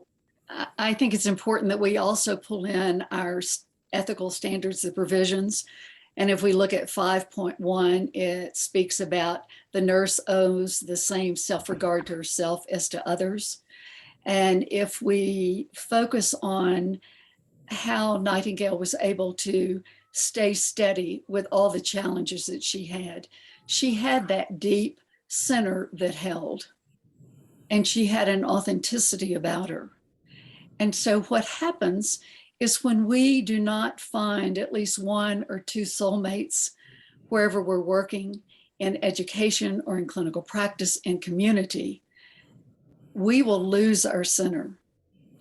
And the thing that is so exciting for me right now is to see the language of people understanding what this shift in consciousness means, and that we as nurses have to have an exploration of our own interiority. And when we examine our own suffering, which just like, we're not supposed to have problems, just throw it away, go in there and do it. If we're always operating externally, this is much of what happens with the bullying. But if we can come to that place of find a deep place within ourselves that is authentic, and then have like-minded colleagues in the workplace, and then we began to do this interprofessional collaboration as well, it can shift. And I have the privilege of being a member of the American Holistic Nurses Association, and it's just extraordinary to move into a deep conversation where you can say what it is that you feel. And again, setting a circle up so that trust is there. And this is what we have lost among ourselves in clinical practice, is trusting each other. And we can get back there. And I've been in nursing 56 years now, and I am hopeful. I know that we can, once again, achieve this. And it takes us expanding and inviting other people who have a lot of skills and knowledge on designing curriculum, and then just different practice sessions that can happen in the clinical practice. So I am hopeful. Building on that hope, Barbara, there is a question somewhat related. Nancy Pasikoff asks, has nursing retained the essential core as Florence saw it? She pioneered new evidence and creativity in practice, confronting the hierarchical structure of healthcare. My concern is now particularly driven by the corporatization of health. Have we not given up that encompassing vision of hers? Are still needing to advocate for the essence and theory, the practice of nursing? That, as Miss Dawsey speaks, that was well known so long ago. Let us get back to that essence, including all of us. So your thoughts, comments on that? Well, that is mighty big. The first thing that came to me is, first of all, just this transdisciplinary vitality that I am seeing right now, where people are trying to incorporate complementary and alternative ways of being with acute care. I believe that we're getting back there. And Jacqueline, thanks for putting Jean's work up there. The essence of nursing has always been about caring. It's been about humility. It is when we are doing our best, we have that capacity to be really vulnerable and to share with others what it is that we do not know. And I think that we are going so fast. And this is one thing about COVID. It slowed us down. We're beginning to gear up again. But then all of a sudden, there is a new possibilities. And so the work that I look at is looking at an integral perspective. And if you imagine you have 4 quadrants, you have one quadrant that is the interiority. And then you have this we space that we're in right now to share these ideas. And both of these are about interiority, the I and the we. And when we can come together like this to listen to each other's stories, something else happens. And I think that we can look at remarkable institutions right now, like Kaiser Permanente, the work that they are doing. We can look at some of the work going on at Johns Hopkins of looking at resilience. And there are so many programs. I could go on and on, because our schools of nursing, our colleges of nursing, everybody is looking at this, and the work is being done. So if we can find like-minded and like-heart people to begin to design the curriculum, and we move into these different facilities, the people and the healers are in there.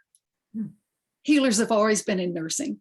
And we as nurses, and when I say healer, you and I do not heal people, but what we do is we facilitate healing. And I think that if we approach healing as, it's a lifelong journey. It's opening what we've closed down and being willing to say, I don't know. And Jackie's work of all looking at patterns of knowing and the meta paradigm, all of these pieces are just sitting there with us. And so if we are willing to engage and have a dialogue, not a conversation, let's move into dialogue where we drop below the level of the surface to really tap into the essence of the magnificent 27 million nurses and midwives that we have in this profession that are working interdisciplinary. Thank you. Well, thank you, Barbara, for your comments about my work and your kind words. I think that most, if not all, nurses have retained the core of what our discipline is about and why they became nursologists. I think on a day-to-day basis, sometimes the work is so overwhelming and you get so caught up in the bureaucratic structures and the rigidity of hierarchical structures and authoritarian ways of being, that it's hard to remember that. But I suspect that if we interviewed nurses who seem to be distancing from why they became nurses, we could help them to understand that they have not lost that.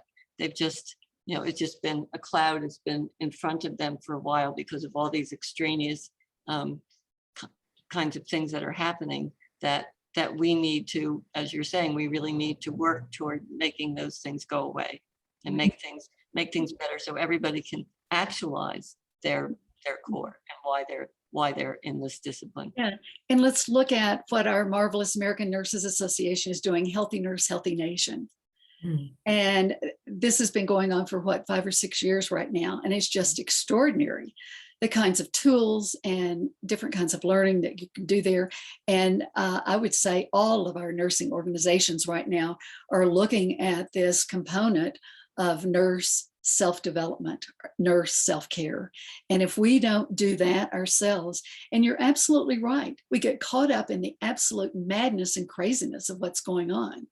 But every one of us in a situation, we get paid to take a break and we get paid to take lunch. And yes, I know COVID has put some other stuff on that, but then this is what, my focus for 25 years is critical care and cardiovascular. And by golly, we had crazy, crazy days, but we had that teamwork. And when I was doing critical care in the 60s and late 80s, it was fantastic. Yes, there were stressful days, but this whole idea of the we, and it's when we have that experience of we don't get burned out, and we have somebody to talk to about helping us shift and to care for ourselves at work. On that note, there are two questions that are somewhat related, and I'm going to lump them together for the sake of time. But Barbara McIntyre wonders how Florence would feel about the limited clinical training currently existing in nursing schools today, and how can students learn without more experience. And Cynthia LaScala is interested in what pearls might Miss Nightingale have for us to promote mentorship and learning and taking care of each other in nursing. Well, with all due respect to the question about the amount of education, I have to say that I lose my patience with that. I mean, we expect, what do we expect? We expect a graduate of a pre-licensure program to come out as experienced as we are. I mean, Barbara said she's been in nursing 56 years. I've been in nursing for 57 years. And so if I expect even my doctoral students to know as much as I know about, like the nature and structure of knowledge, I mean, I couldn't possibly do that. And so I think that we have to be realistic about things, and we have to find more internships or residencies so that new graduates have an opportunity to learn. Because if we truly believe that there is a body of knowledge that constitutes nursology, and that's what we're concentrating on teaching them, and then we teach them how to begin to apply that knowledge in our baccalaureate or whatever our entry-level programs are, then I think that we understand that we're not going to turn out the perfect 57-year experienced nurse, at graduation. And so I respect the question, but I just say that, like, we have to be realistic about it. I don't think that we want I don't think we want nursologists to be able to apply tasks. I mean, our students have a checklist of all the skills they have to have, and they focus on that, and they get very upset if they haven't done each skill several times. I mean, even when I was a student at Boston University and graduated in 1964, I mean, there were all sorts of things that I had never done, and somehow I muddled on through and did them. I mean, I wanted to be an OR nurse, and we'd never had any OR experience except a couple observations. And somehow I muddled on through that and was a perfectly fine scrub nurse. And then you went on to teach it. Do one, see one, do one, teach one. And I'm sure that, go ahead. Oh, no, I was going to say that I think Miss Nightingale has much to teach us about mentorship. Now, albeit her chosen pupils were the lady nurses that she was really grooming to be superintendents, but she kept in very close contact with them, and they felt free to correspond with her. Much of the correspondence that we have is quite brilliant. To a certain extent, I think in particular of Rachel Williams, who became the superintendent at St. Mary's in London, and Angelique Priggle, who was sent by the Nightingale Foundation to become superintendent of the Royal Edinburgh Infirmary. Both of these were prize students of Nightingale. Of course, she was very interested in making sure that her model was sent to other places distant that had requested it. But the fact that they could keep in touch and that it was an expectation that they would keep in touch with her, I think we can learn much from looking at some of that correspondence. I am very sorry. We're going to have to wrap this up. And I have a feeling that we could continue going on talking like this forever. I want to end with saying what an exquisite day it was, to echo some of the chat. An exquisite day, exquisite speakers, and tribute to Florence Nightingale. I want to thank the BU School of Public Health for their technical support for today's program. We could not do it without you. I want to thank, yes, and I want to give everybody a big round of applause. But big thanks and shout out to Vita Palladino and Sean Knoll and Diane Gallagher of the BU Howard Gottlieb Archival Center, and of course to David Green and to the Florence Nightingale Museum, to all of our esteemed speakers, and last but not least, to our fearless leader, Sarah. Get back on so we can give you a big round of applause and see your beautiful smile. President of the Nursing Archives Association, for your passion, your dedication, your long-standing and outstanding contribution and leadership to the association. It's been a wonderful, wonderful day. Thank you to our participants. You kept me on my toes. You might see I've moved upstairs. I'm in my bedroom now because I had to get rid of that dog that was barking at everything that passed by. My apologies for that. I certainly had a wonderful day. I learned a lot. I'm sure we all did. And I think that Florence would be very thrilled. She'd be humbled. She'd be reservedly thrilled, but she would be cavelling and beaming. 2 centuries later, she is alive and well. Her values and beliefs are alive and well in all of us. And thank you.